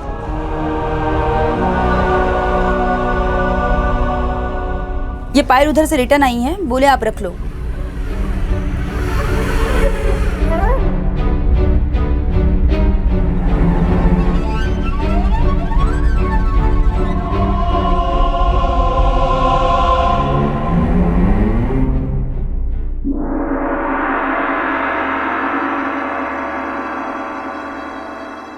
गिरीश प्रसाद उर्फ मारूफ हैदर को आईपीसी की धारा 302 के तहत हत्या के लिए, धारा 397 और 460 के तहत चोरी और डकैती के लिए बुक किया गया है। फिलहाल गिरीश जुडिशियल कस्टडी में है और इस केस का ट्रायल अभी शुरू नहीं हुआ है। इस केस ने एक बार फिर से देश के महानगरों में अकेले रहने वाले सीनियर सिटीजन्स पर संगीन अटैक की सीरियस प्रॉब्लम को उजागर किया है। हमारे देश की 65% आबादी 35 वर्ष के नीचे की है और देश की 30% आबादी दिन में 50 रुपए से कम कमाती है। और दूसरी ओर शहरी भारत में सैलरी बूम चल रहा है, कीमतें आसमान छू रही हैं, लोगों का लाइफस्टाइल अंतरिक्ष को चीर रहा है। इस आर्थिक असमानता के ज्वालामुखी में जुर्म के लावे का उमड़ना अपेक्षित है, लेकिन इन आंकड़ों के परे एक मूलभूत सच्चाई है ज़मीर की, इंसानियत की, जिसे किसी भी पावर पॉइंट प्रेजेंटेशन में बिठाया नहीं जा सकता। अगर गरीबी ने गिरीश को हैवानियत की तरफ धकेला तो उसी गरीबी से जूझ रही उसकी पत्नी कौसर, बेटी राबिया, दिनशा बंगलों में काम करने वाली उषा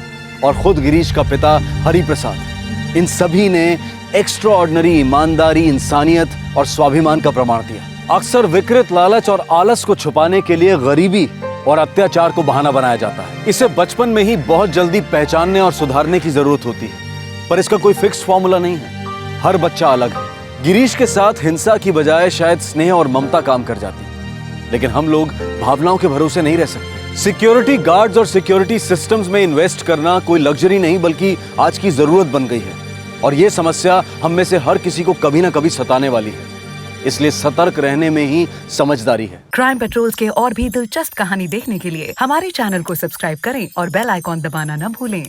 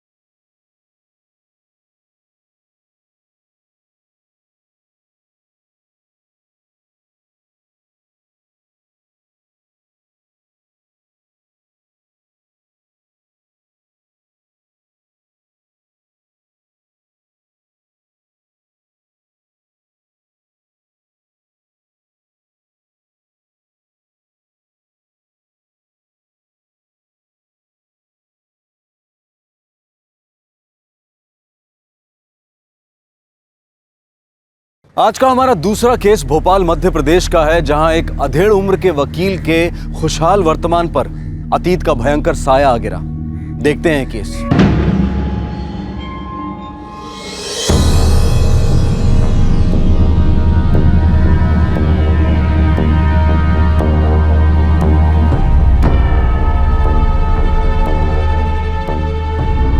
ये कहो कि सोने की खान पीतल के दाम बेचती है।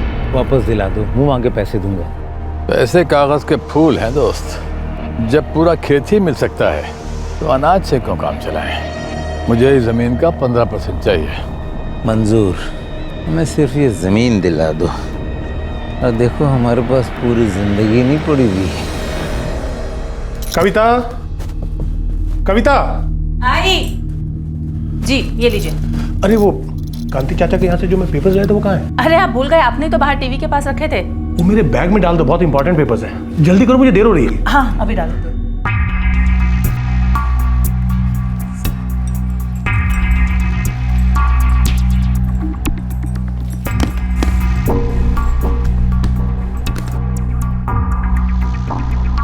दादू दादू दादू, आपने अभी तक अपना प्रॉमिस पूरा नहीं किया। बेटा, आई एम वेरी सॉरी, गलती हो गई मुझसे। लेकिन आज हम अपना प्रॉमिस पक्का पूरा करेंगे और अपनी जिया बिटिया के लिए वीडियो गेम लेकर आऊंगा। अब मैं जाऊं? नहीं दादू।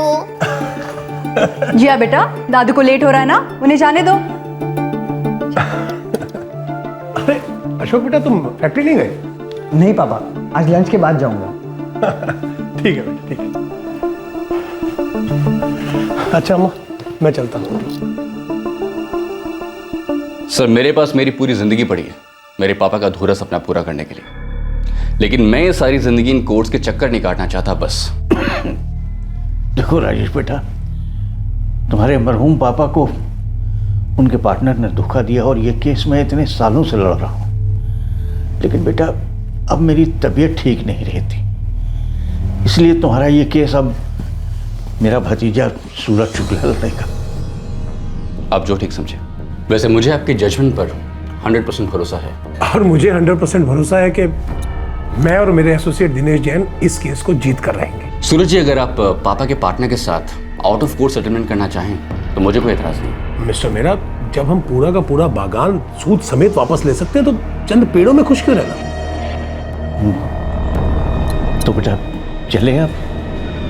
हाँ जी, अच्छा।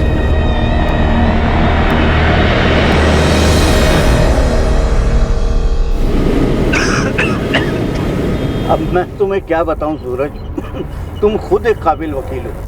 कैसी बात कर रहे हैं चाचा जी, आप गुरु हैं मेरे। बेटा, सीनियर होने के नाते एक बात जरूर कहूंगा, आउट ऑफ कोर्ट सेटलमेंट को रूल आउट मत करना, क्योंकि अक्सर जीत की जिद में हम वक्त से हार जाते हैं।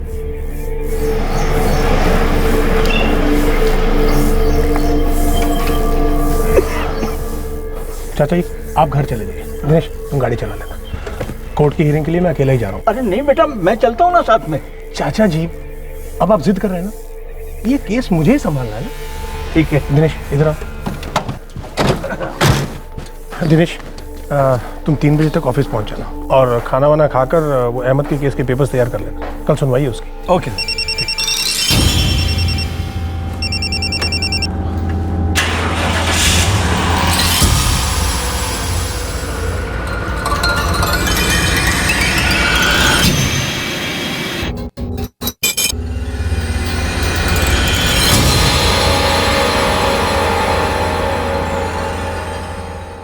एडवोकेट सूरज शुक्ला भोपाल डिस्ट्रिक्ट कोर्ट में पिछले 30 सालों से प्रैक्टिस कर रहे थे। यह उनके लिए एक आम वर्किंग डे था। वो अपने बताए हुए समय पर अपने ऑफिस लौटने वाले थे और फिर उसके बाद घर जाने वाले थे। लेकिन 10 अगस्त 2014 की दोपहर को ऐसा नहीं हुआ।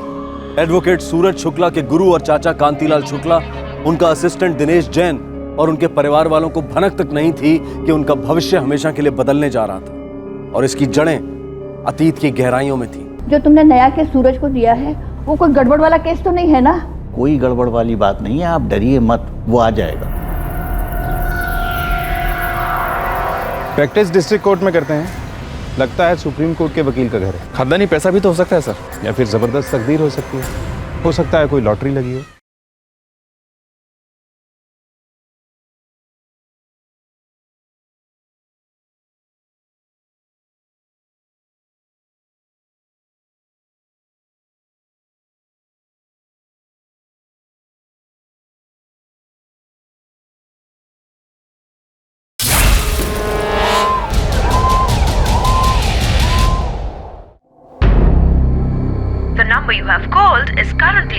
switched off.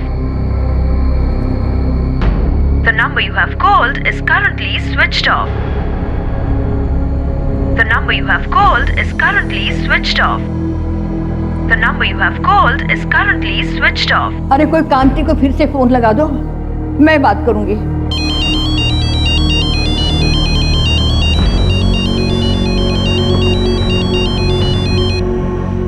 हेलो। हेलो कांति, मैं बोल रही हूँ, तुम्हारी शकुंतला भाभी। हाँ भाभी। सूरज की कोई खबर आई क्या? अरे भाभी, मैंने दिनेश और अशोक को कह दिया है कि टेंशन ना लो, केस की छानबीन के सिलसिले में कहीं गया होगा, आ जाएगा। 10 बजने को है, आज तक कभी ऐसा हुआ नहीं। सुनो, जो तुमने नया केस सूरज को दिया है वो कोई गड़बड़ वाला केस तो नहीं है ना? कोई गड़बड़ वाली बात नहीं है, आप डरिए मत, वो आ जाएगा। हाँ।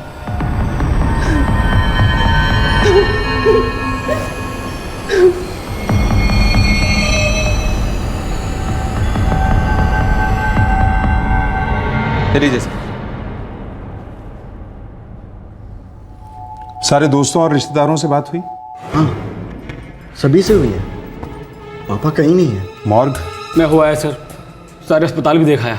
मैंने इन्हें पहले कई बार देखा है डिस्ट्रिक्ट कोर्ट में। वो वहीं प्रैक्टिस करते थे और वहीं से गायब हुए हैं। तो वहीं से ढूंढते हैं। सर, एडवोकेट सूरज शुक्ला का असिस्टेंट दिनेश जैन, वो कह रहा था कि उसने शुक्ला को तकरीबन 1 बजे यहीं गेट नंबर 1 के सामने ड्रॉप किया था। सिन्हा, इस ड्रॉप को इस कैमरे ने जरूर पिकअप किया होगा। कल दोपहर 1 बजे बाद का फुटेज निकलवाओ, इसका और जितने भी कैमरे हैं यहाँ पर। जी सर। भोसले से कहो कि सीसीटीवी फुटेज रेडी रखें और सूरज शुक्ला के कॉल रिकॉर्ड्स निकलवाओ। ऑर्डर जा चुके हैं सर। तब तक हम फैमिली से बात करते हैं।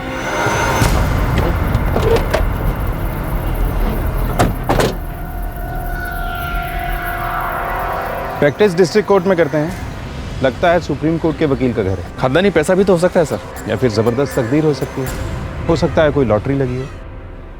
देखिए सर, मेरे पापा छोटे मोटे केसेस ही लेते थे, ज़्यादातर चीटिंग मीटिंग के केसेस। छोटे मोटे केसेस ही लड़ते थे बस? हाँ, वो कोई टेंशन वाला केस लेते ही नहीं थे। कोई और टेंशन थी? कोई घरेलू मामला? नहीं बेटा, मेरा बेटा बहुत ठंडे दिमाग का सुलझा हुआ इंसान है। उसे न किसी को टेंशन देना अच्छा लगता है और ना ही लेना। वैसे मामला है टेंशन वाला शकुंतला जी। एडवोकेट साहब कहीं फंस गए होते तो एक कॉल जरूर करते। कविता जी, उनको कोई पर्सनल टेंशन था? जी नहीं, ऐसा कुछ भी नहीं था। कोई अफेयर? कभी नहीं। किसी से कोई दुश्मनी? कोई पुरानी दुश्मनी, फैमिली वाली?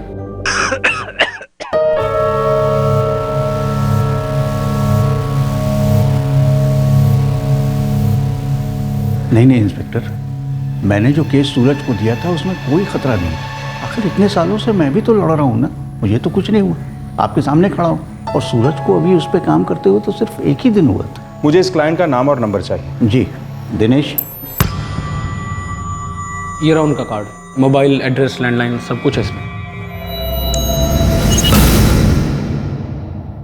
पुलिस ने उस नए केस की पूरी तरह से छानबीन की, लेकिन ना तो उसमें से कुछ अटपटा मिला और ना ही पुलिस को एडवोकेट सूरज शुक्ला की फैमिली से कोई लीड मिली। लेकिन इन्वेस्टिगेटिंग ऑफिसर को यह जरूर अटपटा लग रहा था कि डिस्ट्रिक्ट कोर्ट में छोटे मोटे चीटिंग के केस लड़ने वाला वकील इतना अमीर कैसे है, और अगर अमीर है तो किडनैपिंग का एंगल भी हो सकता है। और सीसीटीवी फुटेज ने इस एंगल को और मजबूत कर दिया। सर, जैसा दिनेश ने बताया, 1 बजे डिस्ट्रिक्ट कोर्ट के गेट नंबर 1 पर कांतिलाल शुक्ला की गाड़ी रुकी। सूरज शुक्ला गाड़ी में सोते रहे। कोर्ट में जाते वक्त उन्हें किसी का फोन आया सर। उनके कॉल रिकॉर्ड्स आने के बाद पता चलेगा कि ये कॉल किसका था। पूरे 1 घंटा वो कोर्ट के अंदर थे। उसके बाद कोर्ट से बाहर निकले और ये देखिए सर, कोर्ट के बाद सूरज शुक्ला घर जाने के बजाय कोर्ट के सामने केसर बार में गए और 10 मिनट बाद बाहर आए, फोन पर बात करते थे। फिर ये 2 लोग सूरज से मिलने आए और तीनों बार के अंदर चले गए। लगभग 7 बजे, पूरे 5 घंटे बाद ये तीनों बार से बाहर निकले सर। टैक्सी को ट्रेस करो और ड्राइवर को लेकर आओ। इन दोनों के क्लोजअप्स ले लो और सारे पुलिस स्टेशन में भिजवा दो। ये दोनों सूरज शुक्ला के पहचान के लोग थे। सर, क्या इन दोनों ने सूरज शुक्ला का किडनैप किया या वो अपनी मर्जी से इनके साथ गए होंगे? अगर ये किडनैपिंग का केस होता तो फिरौती के लिए कॉल आया होता। अब ये अलग बात है कि घर पे फोन आया हो और हमें इन्फॉर्म ना किया गया हो। सूरज शुक्ला अगर अपनी मर्जी से इनके साथ गए तो फोन को स्विच ऑफ क्यों करते और अपनी फैमिली में किसी से बात क्यों नहीं करते? 5 घंटे बाहर में थे तीनों सर। हो सकता है अक्सर बैठते हो।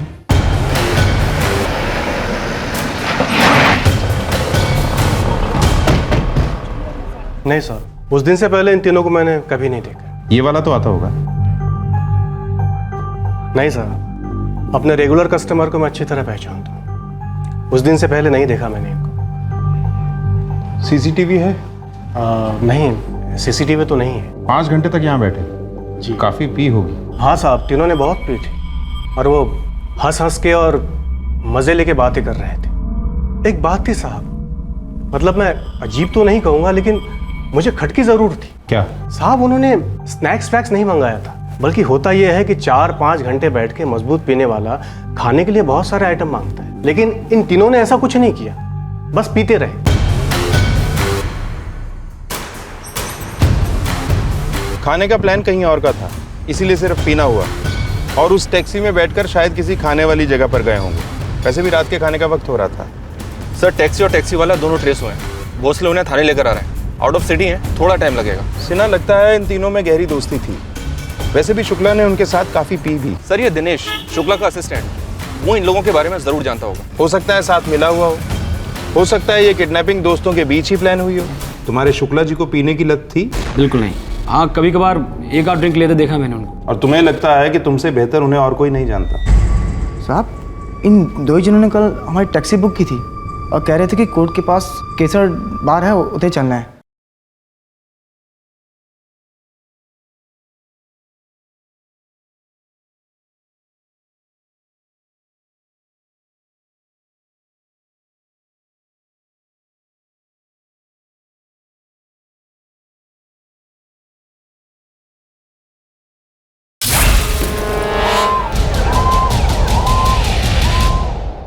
क्या वाहियात बात कर रहे हैं सर आप? मैं और सूरज जी की किडनैपिंग? ख्याल इतना भी वाहियात नहीं है दिनेश।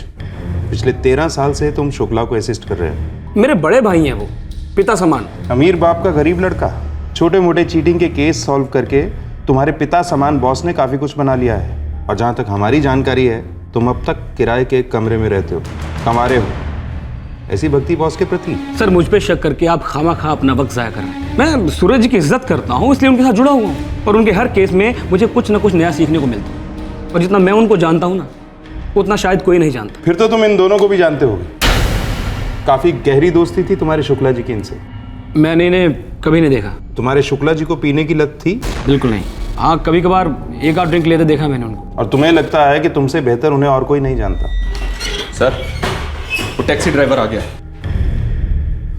आप थोड़ी देर बाहर बैठिए और आराम से सोचिए कि कहीं आप हमें कुछ बताने में भूल तो नहीं रहे।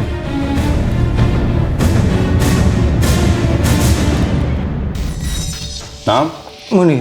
मुनीर अब्दुल शेख साहब। टैक्सी कब से चला रहे हो? कई साल हो गए साहब। हमें अब्बू की टैक्सी है, आजकल हम ही चलाते हैं। और लाइसेंस वाइसेंस कागज पत्री सब ठीक है साहब, ओरिजिनल। पर तुम्हारे कुछ पैसेंजर ठीक नहीं है साहब। इन 2 जनों ने कल हमारी टैक्सी बुक की थी और कह रहे थे कि कोर्ट के पास केसर बार है, उधर चलना है और शाम को लौटाइए 6:30 के आसपास। आगे जाना है वेलकम ढाबा। टैक्सी वेटिंग पे थी 5 घंटे? नहीं साहब, मैं वापस गया धंधे पे और शाम को 6:45 लौटा होते और ये दोनों साहब इन साहब को लेके वापस लौटे और मैं इनको वेलकम ढाबा छोड़ कर आया। कहाँ ये वेलकम ढाबा? इस सिटी के बाहर है, हमारे घर भी होते नज़दीक है, इसलिए हम वापस लौटा है। कुछ बात हो रही थी इन तीनों के बीच में? आते वक्त इन 2 जनों में कोई बात नहीं हुई थी और जाते वक्त ये तीनों पिए हुए थे, हमने ध्यान नहीं दिया साहब।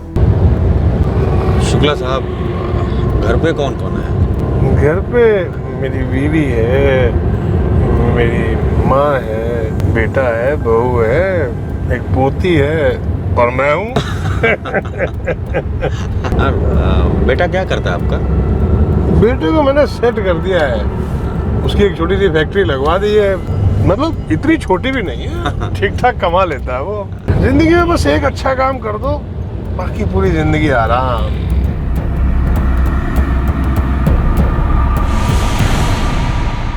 और उसके बाद ये तीनों वेलकम ढाबा पे उतरे और उससे पहले कोई बात नहीं हुई इनके बीच। एक दूसरे को नाम से बुलाया कभी? इतना ध्यान नहीं दिया साहब। ठीक है मुनीर, तुम जा सकते हो। जी साहब। वेलकम ढाबा का नाम सुना है? यहाँ तो सूरज जी कई बार गए हैं। किसके साथ? क्यों? अपने 2 दोस्तों अजय और योगेश के साथ। पिछले 1 महीने में करीब 3-4 बार गए थे। कहीं ये दोनों अजय और योगेश तो नहीं? सर कुछ कह नहीं सकता, मैं कभी इनसे मिला नहीं हूँ। फिर इनके बारे में कैसे जानते थे? पिछले महीने मेरे बाबा बीमार हो गए थे तो मैं गया था उनसे मिलने। जब लौट के आया तो सूरज जी ने बताया इनके बारे में मुझे।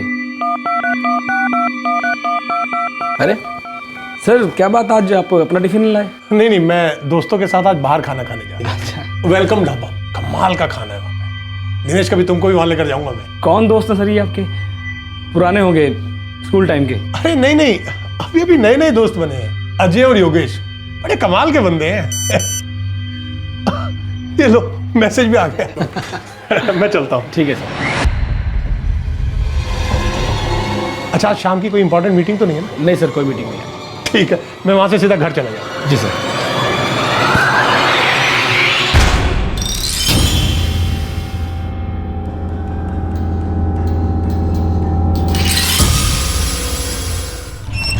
सर, सूरज शुक्ला के कॉल रिकॉर्ड्स आ गए। 1:02 पर सूरज को कॉल आया था अजय जायसवाल का, और 2:10 पर योगेश गुप्ता का। ये वही लोग होंगे, अजय और योगेश, सूरज जी के नए दोस्त।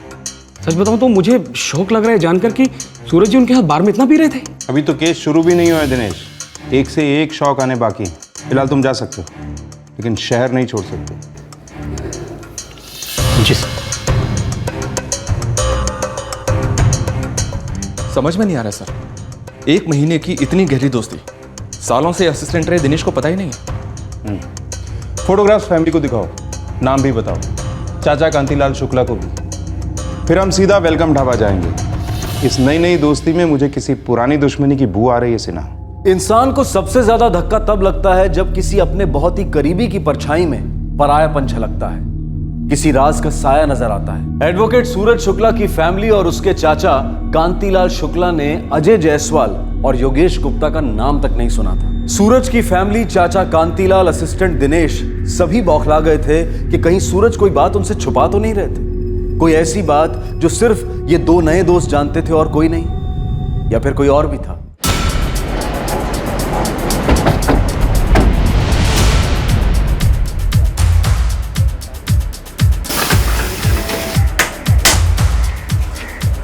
अरे साहब, ये तो वो वकील है, नाम नहीं मालूम। ये 2 दिन पहले यहाँ आए थे, इनके साथ और 2 आदमी भी थे। हाँ हाँ, आए थे ना साहब, अपने वो योगेश और अजय के साथ। इनमें से अजय कौन है और योगेश कौन है? साहब, ये अजय जायसवाल है और ये योगेश गुप्ता है। क्या पता सर, कोई घपला किया क्या? जानते हो इन्हें? नाम से ही जानता हूँ, वैसे लोग टेम्पो लाइन में है। वो अपना विपिन है ना, वो साल भर पहले लेकर आया था। ये विपिन कहाँ मिलेगा? सर जी, यही विपिन है। मैं जरा अपना काम देख लूँ। तो विपिन, ये कौन है? मैं नहीं जानता साहब। इन दोनों को भी नहीं जानते? साहब, ये तो अजय और योगेश हैं, टेम्पो लाइन में काम करते हैं साहब। क्या काम करते हैं? ड्राइवर हैं साहब। कहाँ रहते हैं? मुपलागढ़ बस्ती में साहब।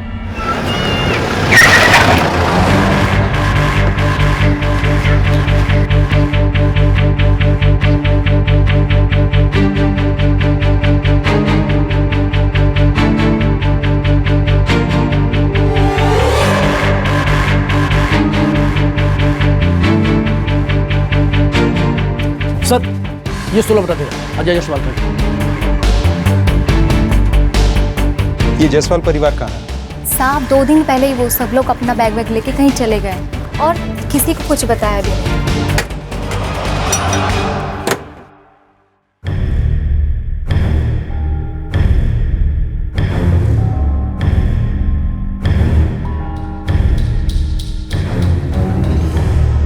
सर, कुछ खास तो नहीं मिला है? ये मिला है सर।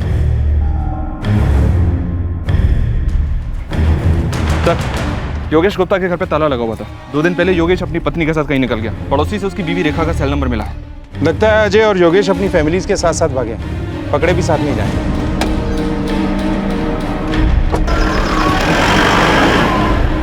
अमित जायसवाल, योगेश गुप्ता और योगेश की पत्नी रेखा, तीनों के कॉल रिकॉर्ड से करवाओ और तीनों के इंस्ट्रूमेंट को ट्रैकिंग पे डलवा दो सिन्हा।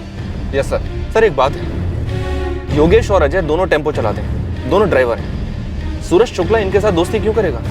इनके साथ बैठकर शराब क्यों पिएगा? हो सकता है सूरज को पता ही ना हो कि वो ड्राइवर है। या फिर हो सकता है उसे पता हो और तीनों मिलकर कुछ प्लान कर रहे हैं। एक काम करो, दोनों के क्लियर फोटोग्राफ सूरज के फोटोग्राफ के साथ आसपास के सभी पुलिस स्टेशन पे भिजवा दो। Yes sir. सुना, मुझे किसी बुरी खबर की बू आ रही है।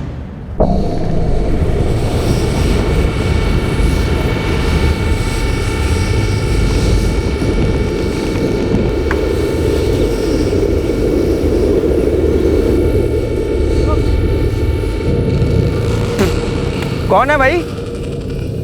कौन लेटा है उधर?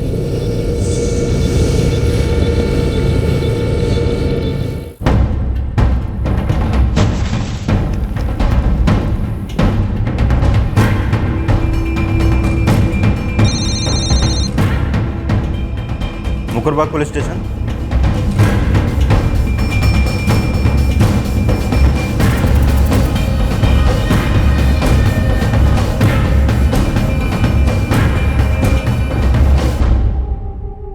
भोपाल से 200 किलोमीटर दूर मिली ये लाश किसकी थी?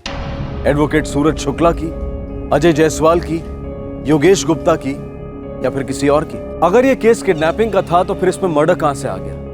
या ये दरअसल ना किडनैपिंग का केस था ना मर्डर का केस था, बल्कि 2 दिन पुरानी लाश के पीछे सालों पुराना राज था? एडवोकेट सूरज शुक्ला के साथ आखिर क्या और क्यों हुआ, ये हम आपको दिखाएंगे कल रात 11 बजे इस केस के दूसरे और आखिरी भाग में। आपसे फिर मुलाकात होगी, तब तक अपना ख्याल रखें, सुरक्षित रहें और याद रखें, जिंदगी में हर किसी को दूसरा मौका मिलना चाहिए और हो सके तो मदद का हाथ भी। सही वक्त, सही कदम, सतर्क रहें। जय हिंद।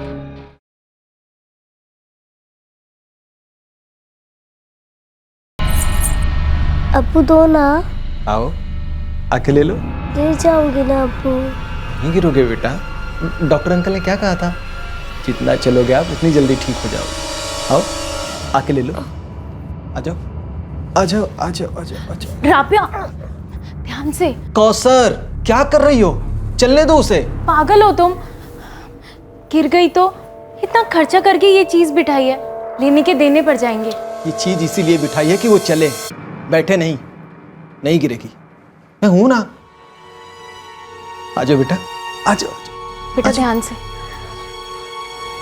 आ जाओ, संभाल के आ जाओ, आ जाओ, आ जाओ।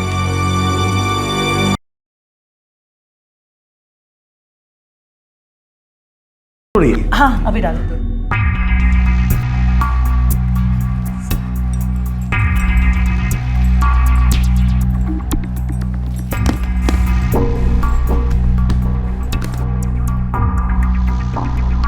दादू दादू दादू, आपने अभी तक अपना प्रॉमिस पूरा नहीं किया। बेटा आई एम वेरी सॉरी, गलती हो गई मुझसे। इस तरह के और भी एपिसोड देखने के लिए हमारे चैनल को सब्सक्राइब करें और बेल आइकन दबाना ना भूलें।